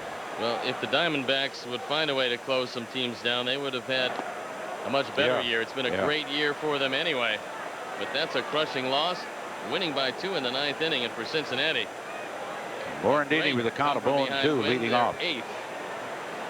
What'd they say about the attendance, Chip? Eighth win in a row. 8, yeah. What'd they say about there's a swing. Drive into left field, but it should be caught. And it is for out number 1. Let's see. Let's check and see if they've got the attendance figure in from that ball game yet. They did not have it as of a moment ago. And it's I'm sure the folks watching the Astros playing the Cardinals have to have their hearts in their throats too, because they're the team tied with Cincinnati right now. Houston beating the Cardinals 3-1. Did McGuire hit anything tonight? Let's check that too. No attendance figure in the Cincinnati game. Jose Hernandez, the batter. Strike 1 count on him. 1 out. Bases empty. 11-3 Milwaukee. Swing and a drive. Sliding stop by the first baseman. Underhand toss in time to the pitcher, and Hernandez is put out on a beautiful play by the Brewers first baseman Ron Billiard.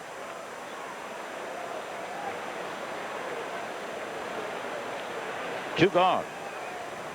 Boy, Loretta's made a couple of terrific plays in this ball game. Once to his left, that one to his right. Well, Mickey Morandini bidding for his second hit of the night, only to see it taken away. And Vinny, you remember any of those guys? Take a look at the at the screen and look at some of those averages from the 70s. Some good ball players. Russell, 114 wins. And I'll tell you something, he was a good base runner too. Rick was. 1-1 count. And Vince asked if Mark McGuire has homered tonight. The answer is no. Fernando Tatis of the Cardinals has, however. 1-1 delivery on Hernandez. It's a strike or a ball a little bit outside. 2-1. Woodard gave up 3 hits in the first inning, and then just 1 after that, the Glen Allen Hill home run. Here's the fastball, and it's 2-2.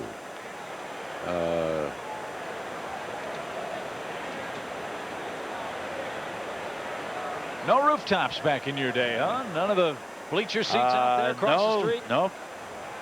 Didn't sell them that. The owners, of course, of those buildings sell those, and I guess they have some great parties out there. You know, you always have 20/20 hindsight, but I wish a few years back you'd invested in some of that real estate across the street. Wouldn't have been too bad, would it?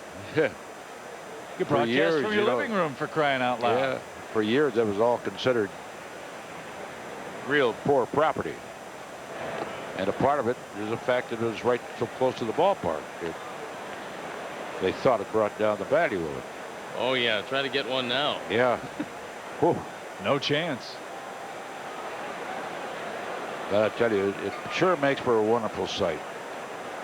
3-2 pitch swung on, and that should be caught in right field, and it is. And the Cubs, like Milwaukee in the top of the inning, go down 1-2-3 as Burnitz grabbed that one. Oh, Vinny, thank you very much. And I know Chip and I guys. certainly appreciate having you here. And thanks for coming back for 70s night. It's been fun. We'll look forward to next year when we see you again. Sure hope so. Sure hope so, guys. And hey, Thank our you. door's always open. You can come back anytime, but you got to come back and help us win next time. I right? sure hope so, Chip. And I hope they can pull this one out tonight. That would be Thanks great. to the Cubs for the invitation to be here. It's been a pleasure for me, guys. Spinning wheel all alone. Here we go to the top of the 6th inning. Jeremy Burnitz leads it off against Rodney Myers. It's all Milwaukee. They lead this ball game by a tally of 11-3 after 5 innings. Once again, our sincere thanks to Vince Lloyd for stopping by. and spending some time with us. Boy, you could sit and listen to him for hours, tell stories of his travels, his time with the Cubs. It's great to see him, and the only thing I feel bad about is Lou Boudreau couldn't be joining us. Hopefully next year he will be able to, and that hip will feel a little better. And of course, it goes without saying, without Jack Brickhouse and my grandfather, Harry Caray, so much a part of the fabric of the Cubs throughout the latter half of this century, and they are certainly missed. Vince was reminiscing about them before the ball game with John McDonough in his office as Burnett grounds out. But certainly our family very honored by the warm reception and the warm feelings they have for my grandfather, Harry Caray. I'm sure the Brickhouse family feels the same way. Can't forget the contributions in this broadcast booth of Lou Boudreau and Vince Lloyd either. Those two men deserve the same kind of reverence among the sports faithful here in Chicago as Mr. Brickhouse and Mr. Caray. Here's Nilsson, and he takes a ball from Rodney Myers. Nilsson is 0 for 1 with a sacrifice fly, a walk, and a run scored. Well, Stoney, I've decided to change up our luck. I've taken off the wig and the bandana. Just can't do it anymore. I flipped my lid. Well, the clothes look the same. Well, that's goes without saying. We have not had. Let's not carry the 70s theme too far. I'm not ready to do any streaking out of the broadcast booth. I think one full moon's enough. Only 2 spots in the batting order without a base hit. Nilsson's and Woodard's. Everybody else has been very destructive.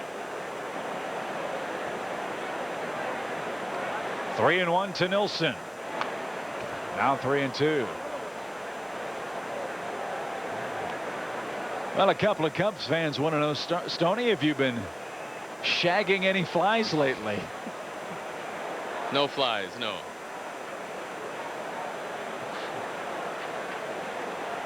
And no spies either. Oh, it begs the question. The pitch is outside, and it's a 1-out walk to Nilsson. The first surrender by Myers in our ball game. Let's take a look at our upcoming Cubs schedule, brought to you by the new Pepsi AC chewables.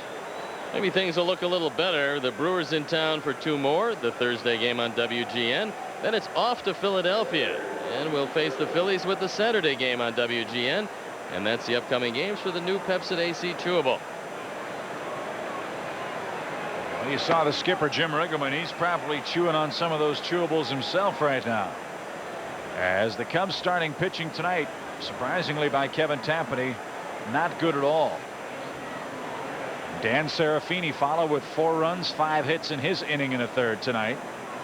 And now Rodney Myers tries somehow to slow down the Brewers here in the 6th and hope the offense can pull off a miracle. Another rocket hit by Grissom. Back goes Sosa. Marquise Grissom has driven home 6 runs tonight. And just as impressively, he has driven in at least 1 in every at bat. A sacrifice fly, a 2-run homer, an RBI single, and another 2-run homer. And there's 13 of them on the board.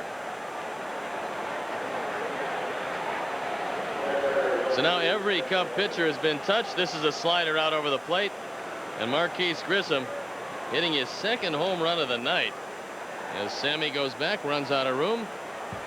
So Grissom, only 5 coming in, has hit 2 tonight. So it's all Milwaukee, 13-3. And by the way, fans might want to know what the crowd was in Cincinnati tonight. What would you guess, Stoney? 31,000. 24,672. You go 7-0 on a road trip in Arizona, in Houston. You grab first place. Well, I thought Cincinnati was a great baseball town. That's shocking. It is a great baseball town, but frankly, that ball club deserves a little more support than that. As well as they've been doing, you would expect that. So a multi-homer game for Grissom, who came into this ball game 1 for his last 11. After a first inning sac fly, a 2-run homer in the 3rd, an RBI single in the 4th, And a 2-run blast here in the 6th. Jeff Jenkins rolls it to second. Morandini takes care of him. 2 down. Before Mr. Valentine bats, let's pause quickly for station identification. This is America's #1 sports station, WGN, Chicago.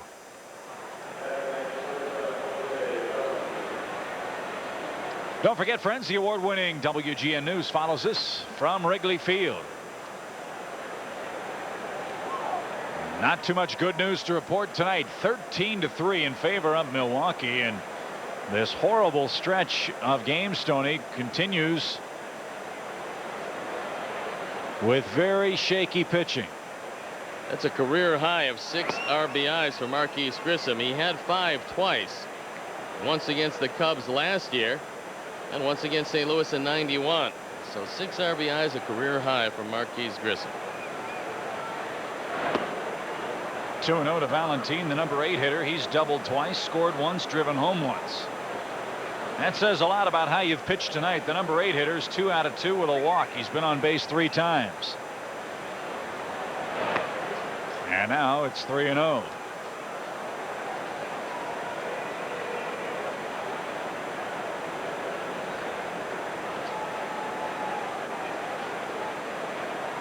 Well, the Cub faithful had a good time before the game. Our thanks to the good folks with the Village People for dazzling the crowd with some of their hit favorites. It must have fired up the Brewers because they're threatening to score 70 on 70's night. Pop up left side near the Cub dugout and into the seats.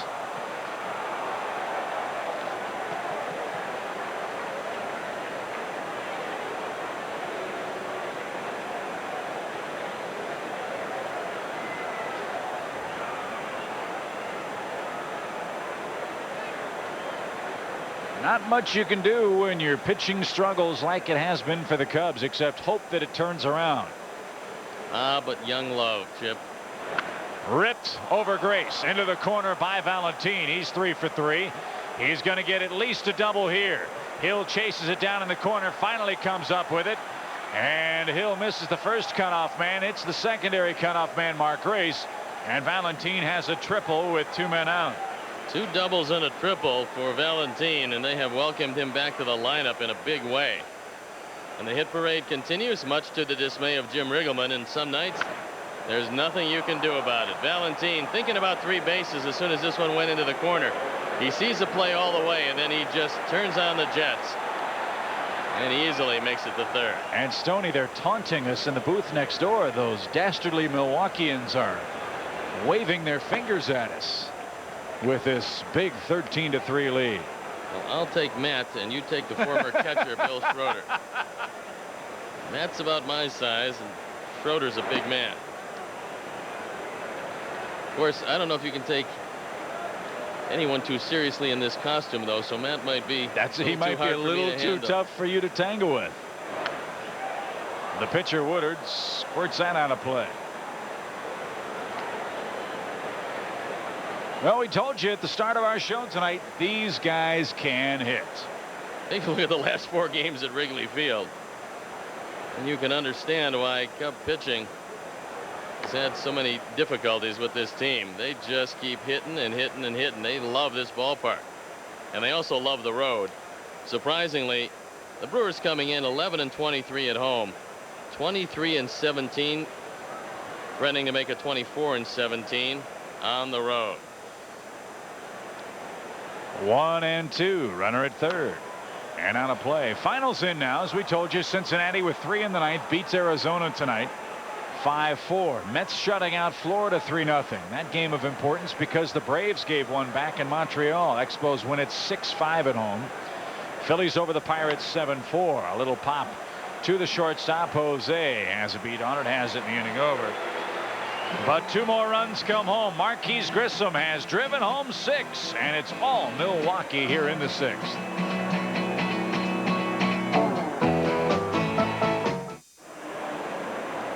Stoney, it's obvious. You've lost your mojo. We can't win at home all of a sudden. Well, Austin hasn't done much for us, so See you later. Yeah, baby. I like it. Very Okay. good. Hey, what's going on, man? 13-3 ball game. Have to be very impressed with what Milwaukee has done offensively. When you struggle in your starting rotation, you struggle to win games. That's again happened tonight. Well, it started out very poorly early. Kevin Tapani didn't have it. And we're going to put these costumes to rest after tonight because they have brought us absolutely no luck whatsoever. But there's always a chance after the game. That's important to think about. Yes, very important. It'll be a hostile crowd. We'll see if we can survive the dash to our cars. It's 13-3 in favor of Milwaukee with Mark Grace set to lead it on.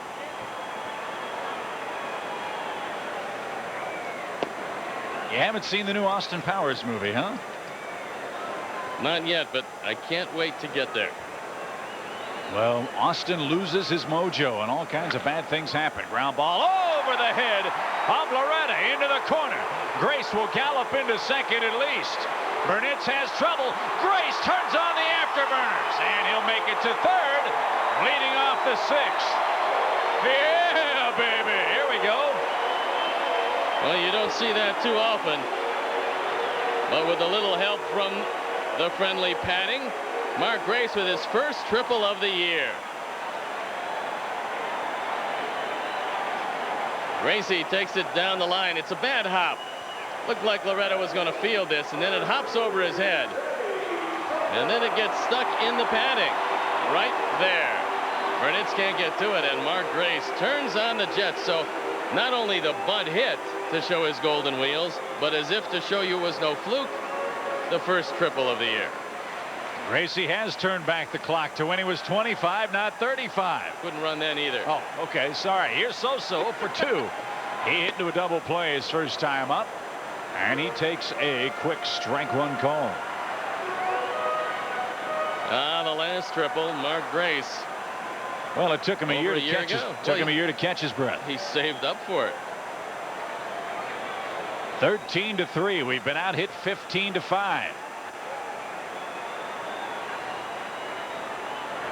There's a drive. Hammered deep. Hammered far. It's souvenir time for Sosa.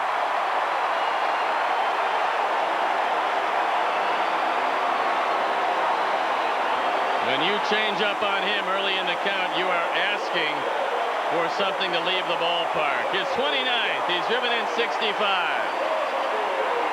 As the Cubs try to battle their way back, 13-5, and Sammy hit it a mile. Grissom took one step, and that was all the time he had.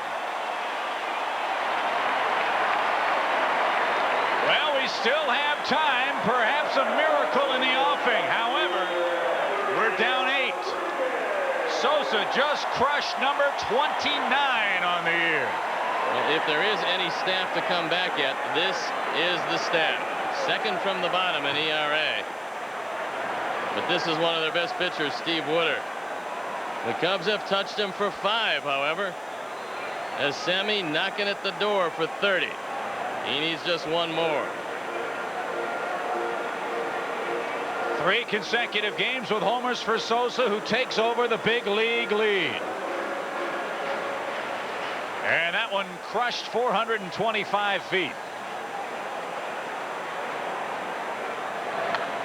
Henry pops it up and out of play. Let's see. Last year, Sammy, of course, hit 12 home runs against the Brewers staff. That was his 3rd this season. On June 29th of last year, Sosa had 32 home runs. He's not that far behind. That grounded by Henry right back to the mound. There's out number 1. Don't forget, he's not that far behind.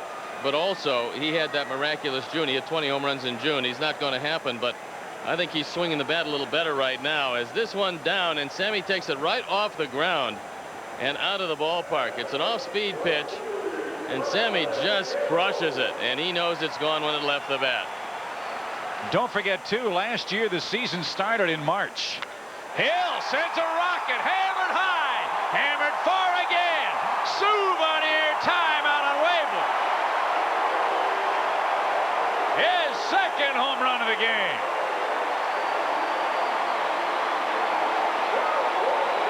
We're going to see a lot more of this power pack outfield. Rodriguez, Sosa, and Hill left to right. And Glenn Allen now has 11. He's driven in 27. 2 monstrous home runs tonight. Now I'm sure the bullpen will start to work as they come in and talk with Woodard, who surrendered a triple and 2 homers here in the 6th. Now the question is, the bat's starting to come to life for the Cubs. Can anybody in that pen put up a couple of goose eggs in a row? Well, this is a hang and breaking ball, and it goes a mile.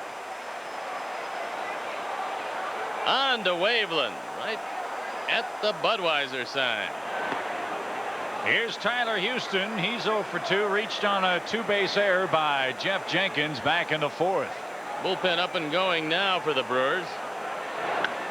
Tyler Houston hits it high in the air, but not deep enough this time. Jenkins has room. 2 down. But the Cubs starting to get some good cuts. We'll start with Sammy first, and for Southwest Airlines, how far did it fly? 425 happy feet.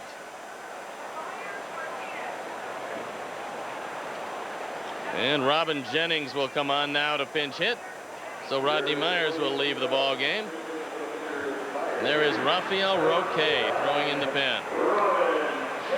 Well, you hit it on the head. Their bullpen, not their strength. We're still down big in this ball game. Jennings swings at the first ball, bloops it into shallow right. Burnett's coming on, still coming, and he makes a fine catch, nearly running over Ron Belliard, who came out on the play and is still down. He might have gotten stepped on and spiked by Burnett, who made a terrific play. Burnett's also hobbling off, and the side is retired. The Cubs pick up 3 runs, 3 hits, 2 homers, 1 by Sosa, 1 by Hill. And after 6, the Cubs creeping closer. We're still down, however, by big Milwaukee numbers.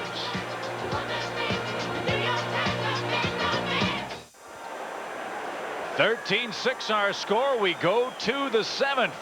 And Kyle Farnsworth will come on to pitch for the Cubs. But first things first, look at the Hill homer. For Southwest Airlines, how far does a hanging curveball go? If you're Glenn Allen Hill and you hit it, it goes 445 happy feet. He got all of that on to Waveland. Well, let's see. In the Milwaukee starting lineup tonight, every spot, with the exception of Nilsson and the pitcher, have had at least 1 hit. And with the exception of the pitcher spot and Nilsson, well, let me take that back. With Woodard and Jeff Jenkins, every man has scored for Milwaukee.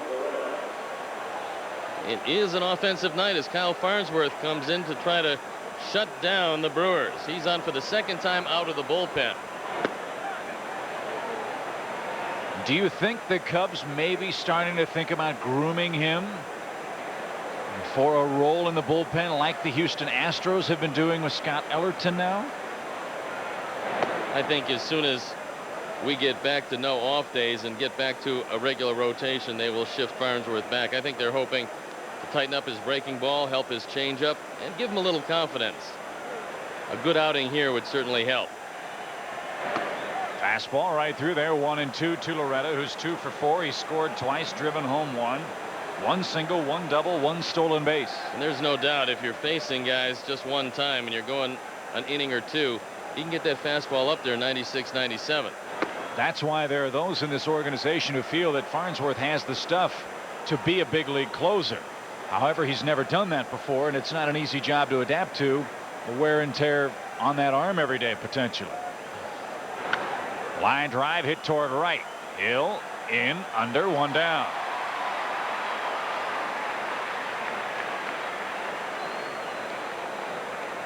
A 2-homer night for Hill. That's the first one. And for Southwest Airlines, the first home run went 394. Early game feat. And the Brewers are pretty happy that Belliard came away unscathed, as did Burnitz, after a near collision in right field. Thought for a moment he may have gotten spiked by Burnitz, but I think he just banged knees with Burnitz. That's what happened. 1 AL final in already. Cleveland has beaten Minnesota 5-4. That game at Jacobs Field in Cleveland. Another strike over the outside edge. Baltimore 5, Toronto 5, Yankees 3, Tigers nothing in the 8th, Kansas City 6, White Sox 2 in the 7th, Texas Anaheim scoreless, Seattle Oakland scoreless. Line drive right field for a hit. Belliard has his second base hit of the game.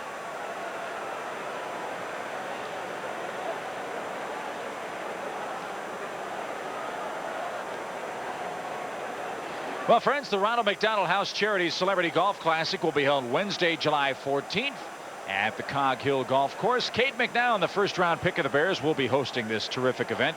For information on the Ronald McDonald House Charity Celebrity Golf Classic, Wednesday, July 14th, call 312-751-5525.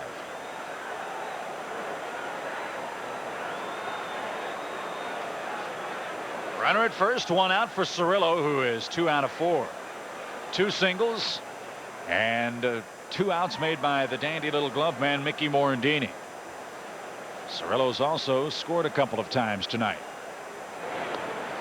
And Sandy Martinez knocks down that Farnsworth pitch. That's that breaking ball that he's been working on. 1-0 the count.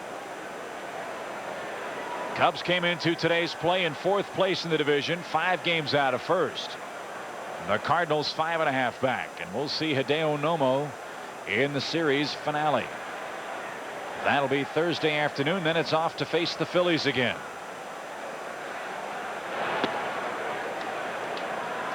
Cardinals losing at the moment to the Astros.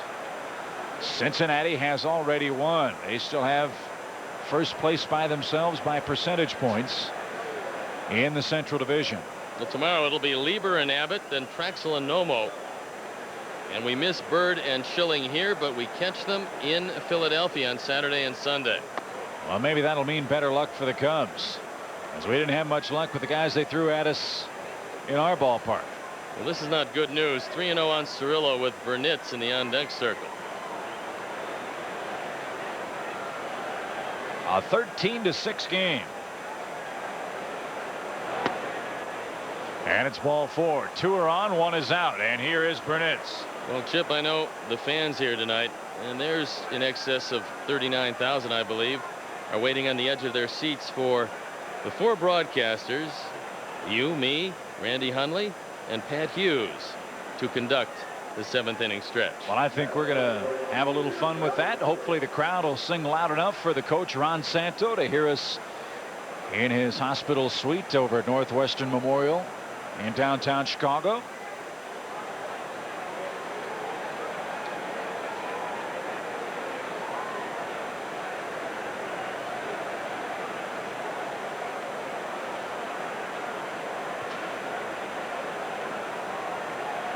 Here's Burnitz. 2 for 4, 2 doubles, 2 RBIs, 2 runs. And a blazing fastball. Our Comet Power Profile. As Steve mentioned, another great crowd here tonight. And look at that.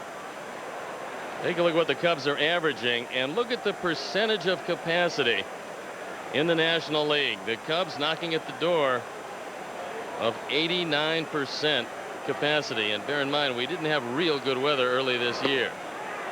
Well, how about a double play ball? That would be nice. So again, the Cub fans are our ComEd Power Profile, coming out in record numbers, and we certainly appreciate that, as does everybody associated with the Chicago Cubs. One other score of note: Mets lead the Marlins 5-0 in the 7th. Oral Hershiser, a 1-hitter so far for New York. He's being opposed by Livan Hernandez, a man that many say might be on the trading block as the deadline approaches. He's not had good numbers. He only seems to get up for big name opposing pitchers down in Florida. Well, he is on the trading block, Chip, but to this point, Dave Dombrowski is asking quite a bit for him, and you'd have to figure a guy as young as Livan Hernandez would fetch quite a bit on the open market. 1 ball, 2 strikes to Burnitz. Backs him up. It's 2-2. The problem is what Dave Dombrowski wants to get is what nobody wants to give, and that's young pitching in return. Kind of defeats the purpose. He'd take a little power if he could get it. One other name you keep hearing kind of in the background is might being on the block. Burnitz dumps that ball down the left field line, and out of play is Alex Rodriguez of Seattle. And everybody out there saying, my gosh, are you kidding? A-Rod? The Seattle Mariners would trade him?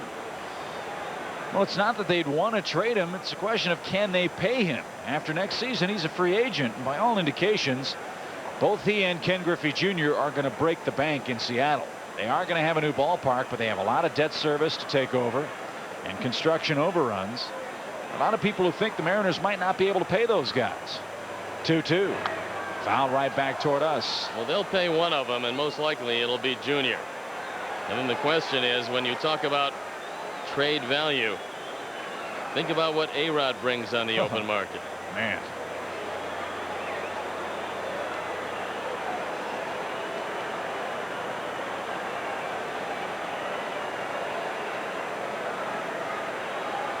Two balls, two strikes. Blew him away. That's why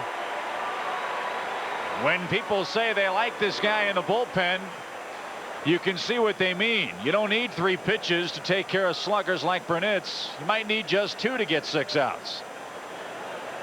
With some high heat, and he throws it right by him, and that was probably in the 96, 97 mile an hour range. And Burnitz cannot catch up to it upstairs. So 2 are on, 2 is out, 2 are out, I should say. And here is Nilsson.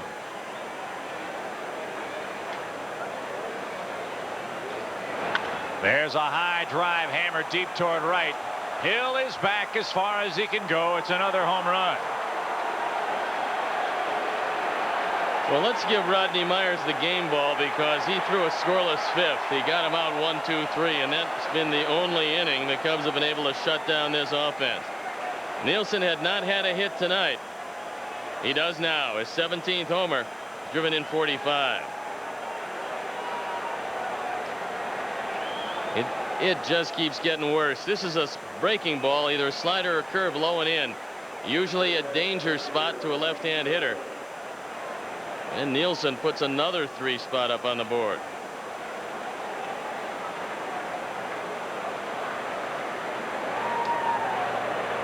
Well, it's almost time to wave the white flag.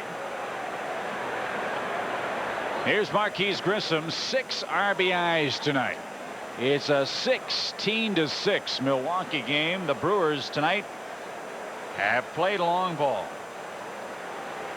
1 by Nilsson, 2 by Grissom.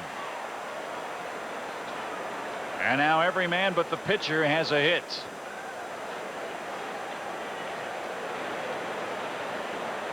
Three home runs, 2 2-run shots, and a 3-run shot, so they've made the most of it. And Grissom dumps that ball in front of Hill and right. He's 4 for 4. And he came in struggling. 1 for 11 until tonight.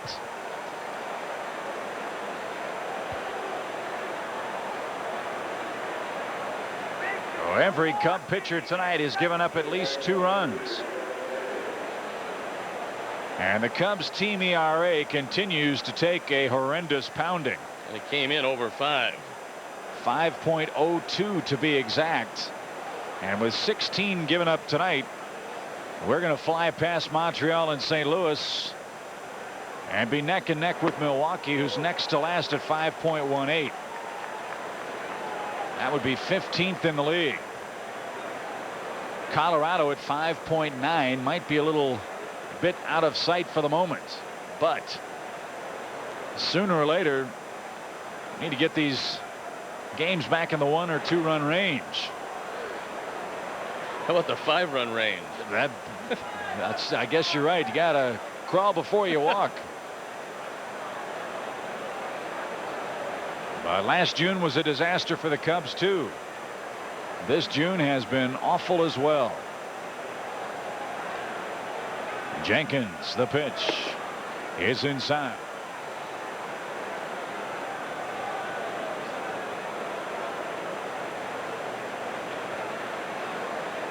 One ball, 2 strikes.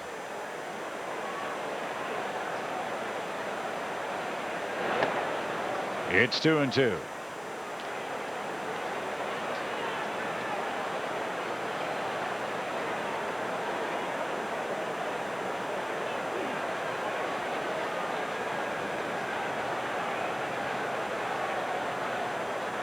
The pitch is out of play. I'll say this for these fans here tonight. Nobody's left yet. I think everybody wants to see you in your outfit. I think everybody wants to continue to see some of these fireworks, but they'd like to see the guys in white hitting the ball out of the ballpark a little more. They've seen 2 off the bat at Glen Allen Hill. A tremendous shot by Sammy Sosa. But unfortunately, they've seen a lot of the guys in the solid blue shirts running around the bases. 2-2. It's 3-2. Milwaukee scored 4 in the first. 4 straight hits to open up the game, then a couple of sacrifice flies. The Cubs had the bases loaded with nobody out in the bottom half of the inning. Got 1 on a double play ball. Settled for 2. And then Milwaukee a single run in the second, 2 in the third, 4 in the fourth. The Cubs got 1 back there. 2 more in the sixth. Cubs got 3 in the bottom half. Now Milwaukee with a 3-run homer by David Nilsson has a 16-6 lead. That guy at red shirt had a Marine haircut at the start of this game. The pitch again out of play.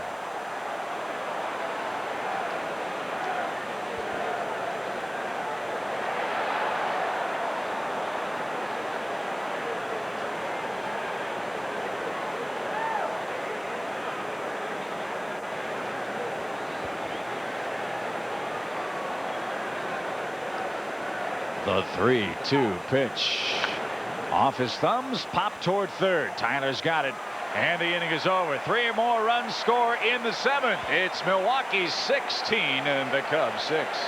Grace chance to give him a couple of innings off and hopefully keep him fresh for the afternoon game tomorrow. Kyle Farnsworth back to work now as we go to inning number 8. It's 16-6 in favor of Milwaukee.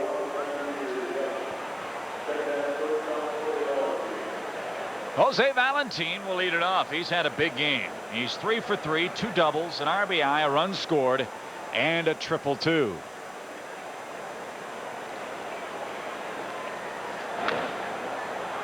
That's rocketed off the front of the Milwaukee dugout.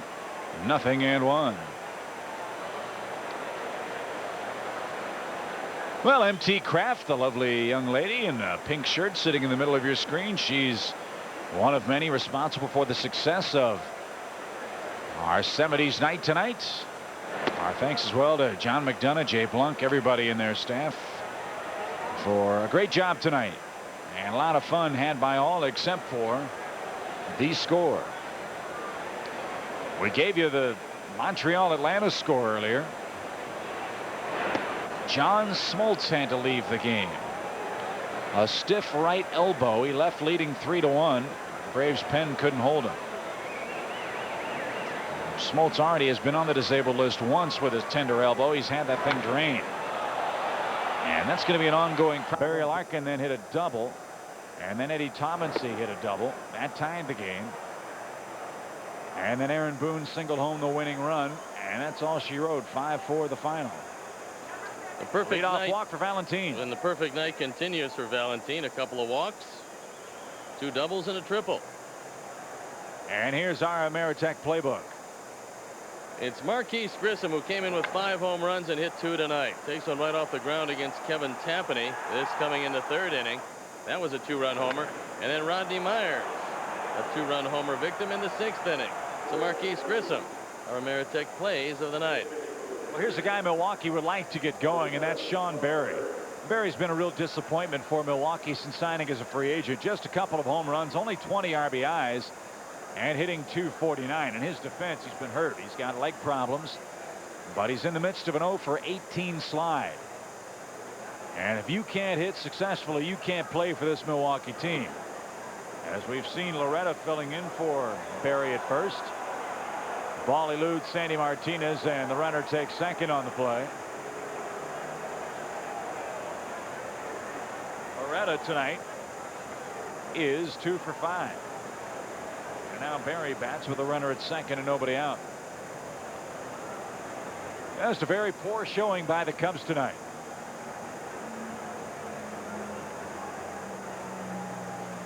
One ball, no strikes to Berry. A high bloop into shallow right. Long run for Morandini. He's under it and has it. And there's out number one. He quickly fires back toward third. By the way, one more note on that Cincinnati game. Steve Avery started, walked 9 men. Denny Nagel on the DL with a sore shoulder will throw off the mound Thursday for the Reds. That's what's amazing about what they've done all year long. Nagel was supposed to be their staff ace, and he's been virtually non-existent in the rotation this year. They've done it with a phenomenal bullpen. Let's hope we don't have to see them anytime soon. A ground ball by Loretta foul. He is 2 for 5. 86 pitches for Woodard tonight, who went 7 innings, 7 hits, 6 runs. He struck out 4, gave up 3 homers. But the big key for him tonight, did not walk a soul, but he did hit a batter. Ground ball hit to the left side. Houston with a bare hand, threw it into the camera well. Streaking around third and scoring will be Valentin. Tyler loves to barehand balls that he probably could catch. And when you barehand them, you're always unsure of the grip you're going to get. It does go as a single and an error. It's no run batted in, but it is another base hit, the third by Loretta. Now Loretta doesn't have great speed. It's good, but not great. Tyler's got some time, but he barehands it, doesn't get a grip on it, and throws it well wide of the bag. And we'll watch it again. No chance at all for Gaetti. The ball, Gaetti and Loretta get in the same spot at the same time. So runner at first with 1 out. Bullpen up and going once again for the Cubs. Is this enough yet? Man. Well, I know in Little League there's a 10-run rule. But we've already passed that, so I don't know what else to turn to. 17-6. Matt Karchner getting ready, as Kyle Farnsworth's given up 4 runs in 1 inning and 1/3. 0-2 to Belliard. That spins outside. It's 1-2. A game like this, if you're Farnsworth, I imagine you say, damn the torpedoes, the heck with ERA, work on some things in game situations as opposed to that bullpen. Obviously, you want to get him out as quickly and as cleanly as possible, but that's what he's doing. Ground ball to short, 6-4. Post play at first, not in time. Belliard, with his good speed, keeps the frame alive. Cubs get the lead runner, Loretta. That's out number 2. Belliard's at first for Cirillo. Belliard got down the line in a hurry. That looked like a tailor-made 2. Jim Riggleman does not look like the happiest man around, and you could understand why.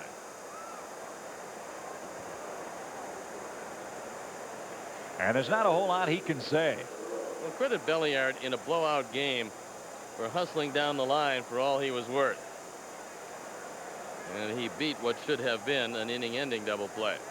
One more interesting baseball note. There is the Southwest Airlines Plainview camera high atop Wrigley Field. The Padres have won 10 games in a row.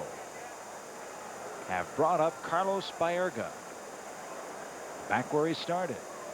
He'll be a backup infielder behind Kilvio Veras and George Arias. He was hitting .286, 2 homers, 9 ribbies in 21 games in Las Vegas after being granted his release after he asked for it from the Reds organization. Cirillo out of the way. 1 ball, 1 strike. So Baerga on his 3rd organization of the year. This one sails way inside. Cirillo fortunate that he's able to get the back knee out of the way.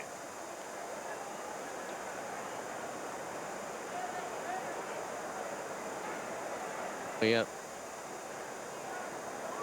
Baerga's been with the Cardinals, the Reds, now the Padres. A little looping fly ball. That's going to drop in for a hit. 20 Milwaukee hits in the game.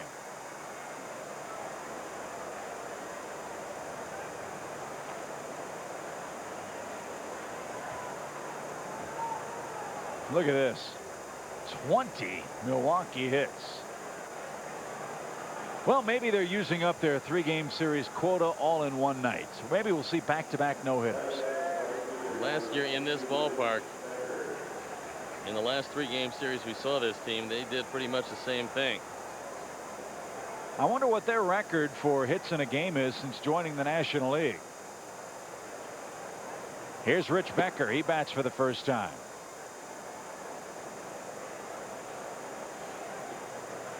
Well, they haven't had a 20-hit game in the National League until tonight. And it took them 12 innings the last time. 7 2/3 tonight. Almost 2 years ago. So Ranger fans, we feel your pain tonight. San Diego losing tonight. Dodgers are beating them 2-0. That game's in the bottom of the 3rd inning. The Padres have passed the Dodgers in the standings. In the National League's Western Division, they've passed Colorado too. They're 6.5 out and 3 under. Check swing roller left side. Tyler gloves, then bare hands, and throws to first in time. He almost had trouble with that ball. In the 8th inning, an earned run scored by Milwaukee in the 8th. They kicked the extra point. They lead us 17-6. Sean Berry stays in the game for the Milwaukee team. And on the mound is a lanky left-hander, Rafael Roque, who has not been okay. He's 1-6 in ERA, approaching 6.5 a game. Opponent's hitting .310 against him. He's on for the 16th time. Last year we saw him as a starter. Now he is relegated to the bullpen as Gary Gaetti leads it off.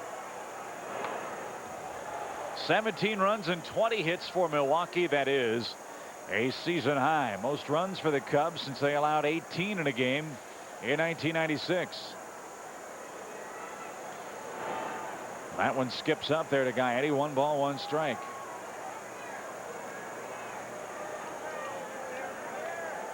Bill Campbell, former Cub, happy with the job Woodard gave him. 7 innings, 6 runs, a workmanlike performance. Not great, but good enough. Well, you get 17 runs, you ought to be able to pick up a win. Former Cub manager Jim Lefevre, now the hitting coach with Milwaukee. Gaetti tries to split the gap, but that one's going to hang up in the air too long. Grissom's there. 1 away in the Cub 8th. And Cub fans, tomorrow is your chance to receive a Sammy Sosa Headliners limited edition. First 10,000 kids 13 and under attending the Cubs Brewers game get a Sammy Sosa Headliners, compliments of Arby's. A 120 game against Milwaukee. Gaetti flies out, and here's Manny Alexander. The highlights offensively for the Cubs tonight: a 2-run Sammy Sosa homer, his 29th back in the 6th, and a 2-homer game by Glenn Allen Hill tonight, numbers 10 and 11. Belliard at second, battles the breeze, and Manny pops out on the first pitch he looks at tonight. We'd like to thank the Collum family from New Orleans, sending us up some Mardi Gras trinkets. And you enjoyed the pralines, I know. Yes, they were great. And Summerlin, my daughter, enjoyed the beads. So thank you very kindly, folks. The young lady with a souvenir. Here's Henry. He's 1 for 3, a 2-out base hit in the first. We thought it would be a slugfest, but we didn't think it would be a one-sided slugfest. It was 4-2 after 1 tonight. And that one got a piece of Henry. He's hurting a bit. And as he collects himself, let's pause once again for station identification. This is America's #1 sports station, WGN, Chicago. Don't forget, friends, the award-winning WGN News follows us after this game at Wrigley Field. Dan Roan will have all the scores and highlights. And there have been many for the Brewers tonight. Right back toward the mound. Swinging bunt. Who wants it? Hughes and Roque miscommunicate. And Henry will have an infield hit. So it gives Glenn Allen Hill a chance for a 3-home run game. The play for Hughes. Roque can't get to it. Henry just taps it in front of home plate. Bobby Hughes tries to grab it. And then some lack of communication as he bumps into Roque. Hill 2 for 3 with 2 homers.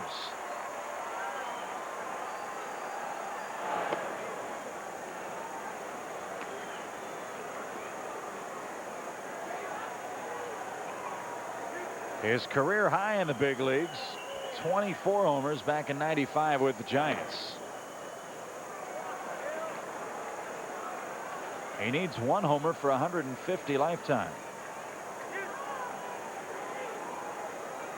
Brett Brown had a 3-homer game just a little over a year ago.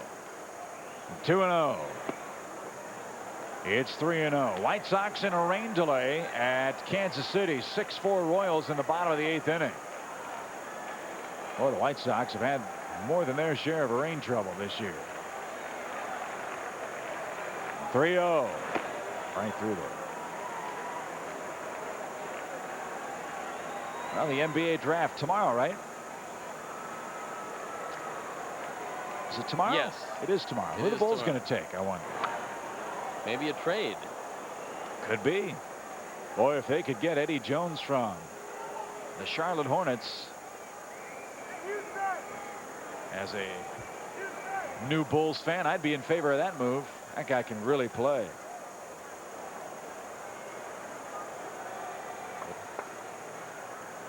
The 3-2 off the end of the bat foul.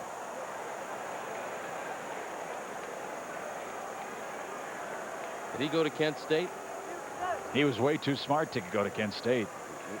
Was he an Owl? Temple Owl? Yes, indeed.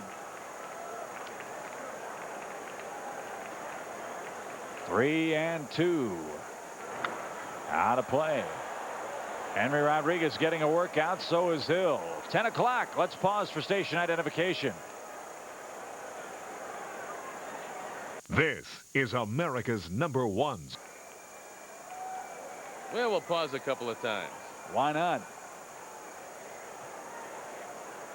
Let's pause for director identification. It's Ernie Harris. Artie, to you and me. And Hill walks. Well, you know, it's never... Heck, the way we're hitting and pitching, that's a lot more exciting than this ball game. Never too late to stage a big rally, you know. 17-6 for crying out loud. 2 on, 2 out. And here's Tyler Houston.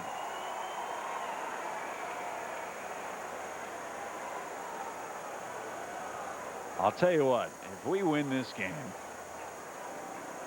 you'll walk back to Orlando. Well, that would be a break too big for even you to deserve. I'll actually buy you a meal. Well, you're on safe ground. Hey, you never know. The pitch. Foul back. Boy, he likes that ball up in his eyes, doesn't he?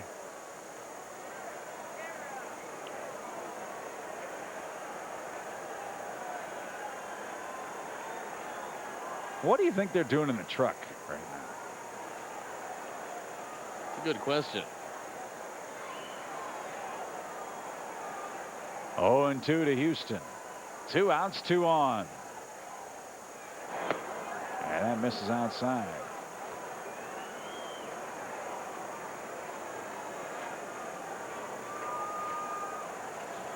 In the truck, they're out of their Nuts on Clark candy bag. Mark Brady has those Fred Flintstone shoes on. I'll bet you Pete Thomas gone through his 3rd free hat of the night.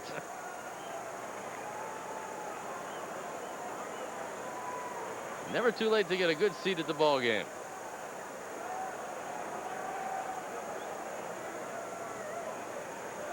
Deuce is wild. The 2-2. Struck him out looking with a big slow breaking ball in the inning over. No runs, 1 hit, 2 men left. Mercifully, we head to the 9th. It's 17-6 Milwaukee. This here's a rubber duck, and I'm about to put the hammer down.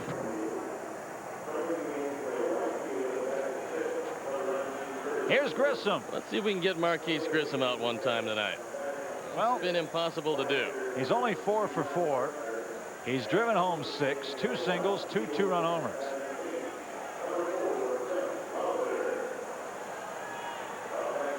Runner at first, nobody out.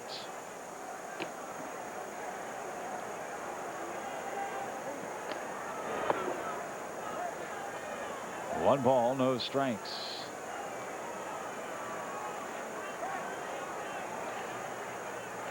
Boy, it was a year ago today, almost. That one all the way to the backstop and through the wickets of Martinez. Another Cub wild pitch. This one has not been an artistic success.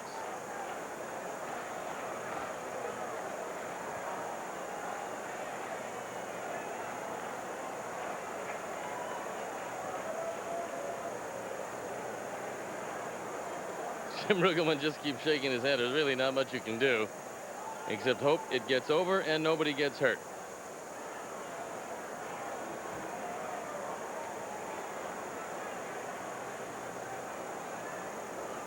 Two balls, no strikes. Little chin music. It's 3-0.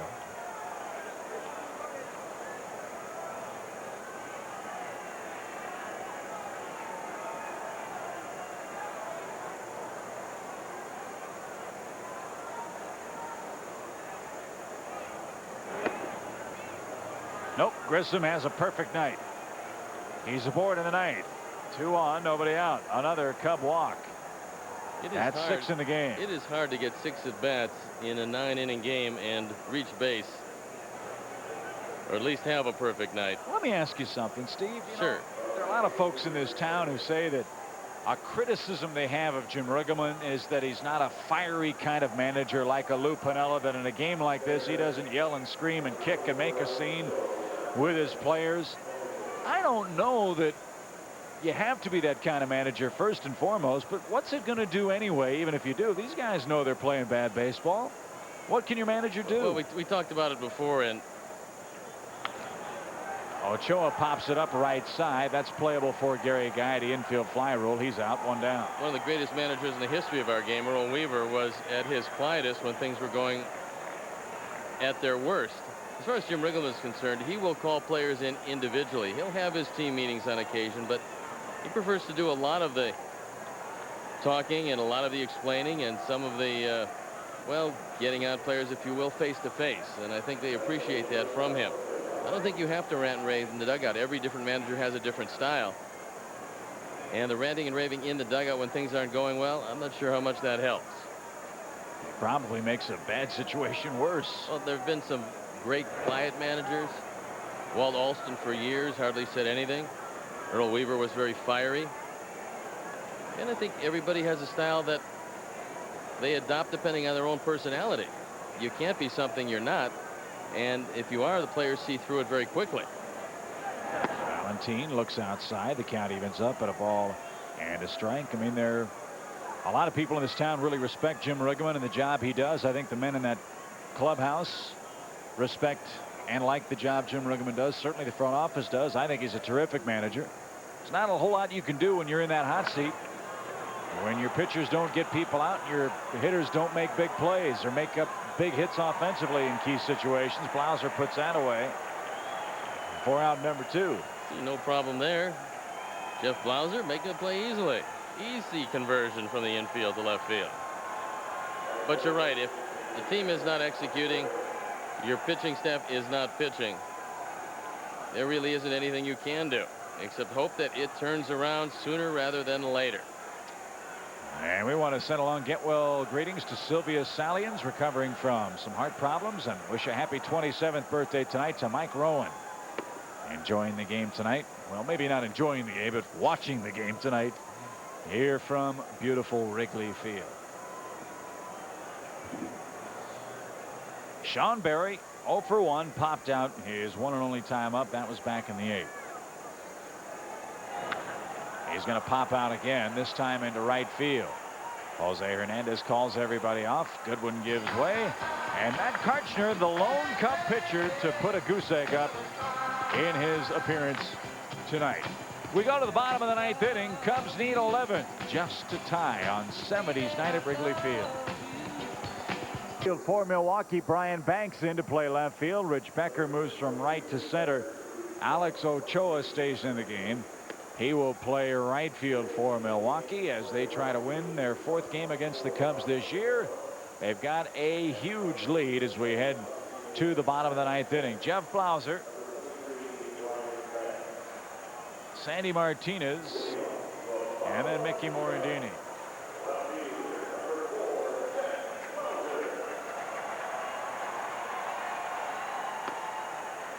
And a strike called to Jeff. Well, despite the offensive fireworks in this game, it's been only a 3-hour ball game. It's a 17-6 affair. Milwaukee has pounded out 21 hits. And the Cubs flirting with the bottom of the National League ERA charts.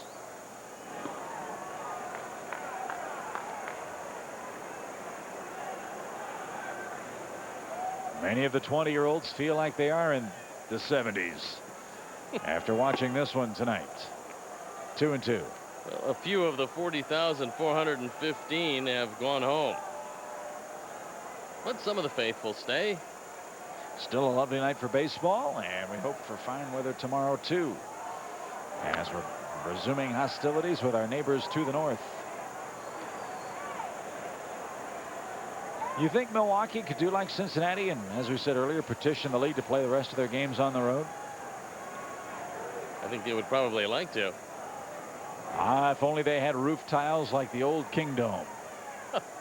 They'd be in business. Well, Cincinnati is 26-10 on the road, and Milwaukee is going to be 24-17. High pop right side. Out goes Belliard. In comes Ochoa. Belliard keeps getting tripped up out there, but Ochoa makes the play. Well, there's been a lot of those little pop-ups between the outfield and the infield. Belliard's been on the grass more than he's been standing in the infield. Here's Sandy Martinez. Sandy tonight 0 for 2. Took over in the 4th inning for Benito Santiago. Cubs will drop their 6th game in 7 outings here at home. We have hit 3 home runs in the ballpark tonight. Milwaukee has hit 3 home runs here at Wrigley Field tonight. We've still been out-homered by a 13 home run margin at home. That has to be of some concern. The Brewers have scored in every inning tonight but 2. Didn't score in the 5th, didn't score in the 9th.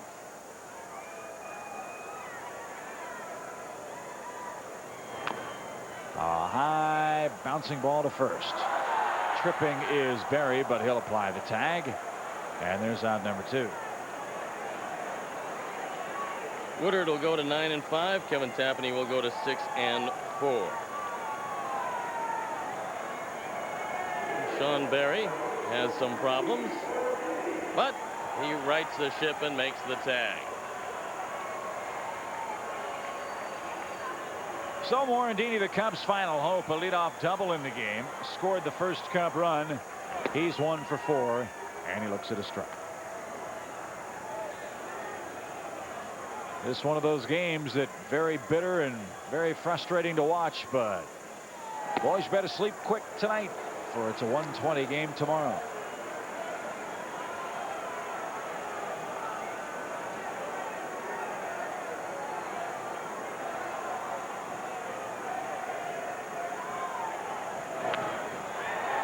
Blooper into center field. It's caught by Valentin.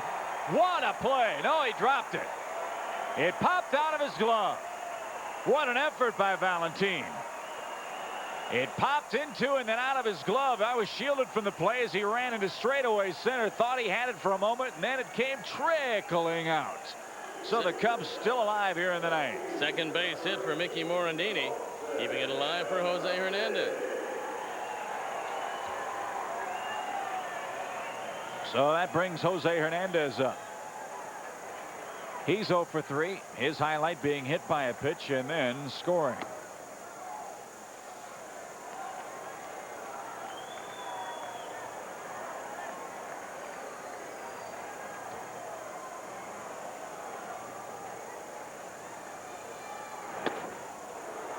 1-1.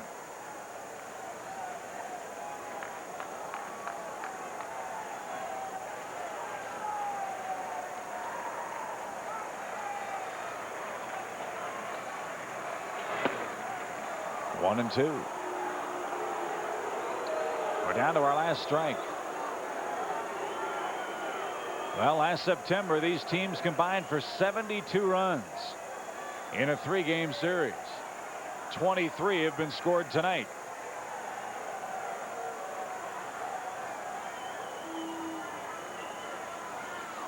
"23 runs, 30 hits, each team with 1 error. And now the 1-2.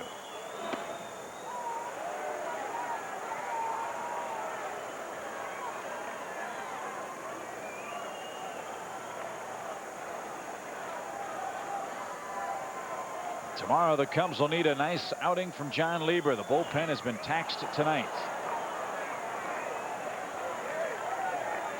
As Serafini, Myers, Farnsworth, and Karchner all worked in the ball game.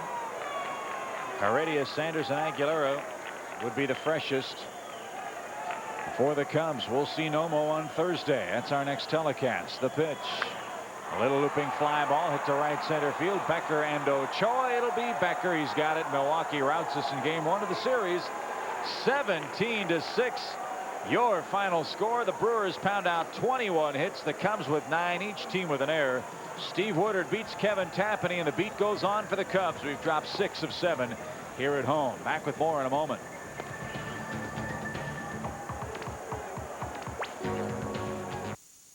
Well, a football score tonight. The Packers beat the Bears 17-6 at the friendly confines. Here's our Budweiser plays of the game on 70s night. Glenn Allen Hill, a 2-homer game tonight. Numbers 10 and 11 on the year. Now with 149 in his major league career. Sammy Sosa also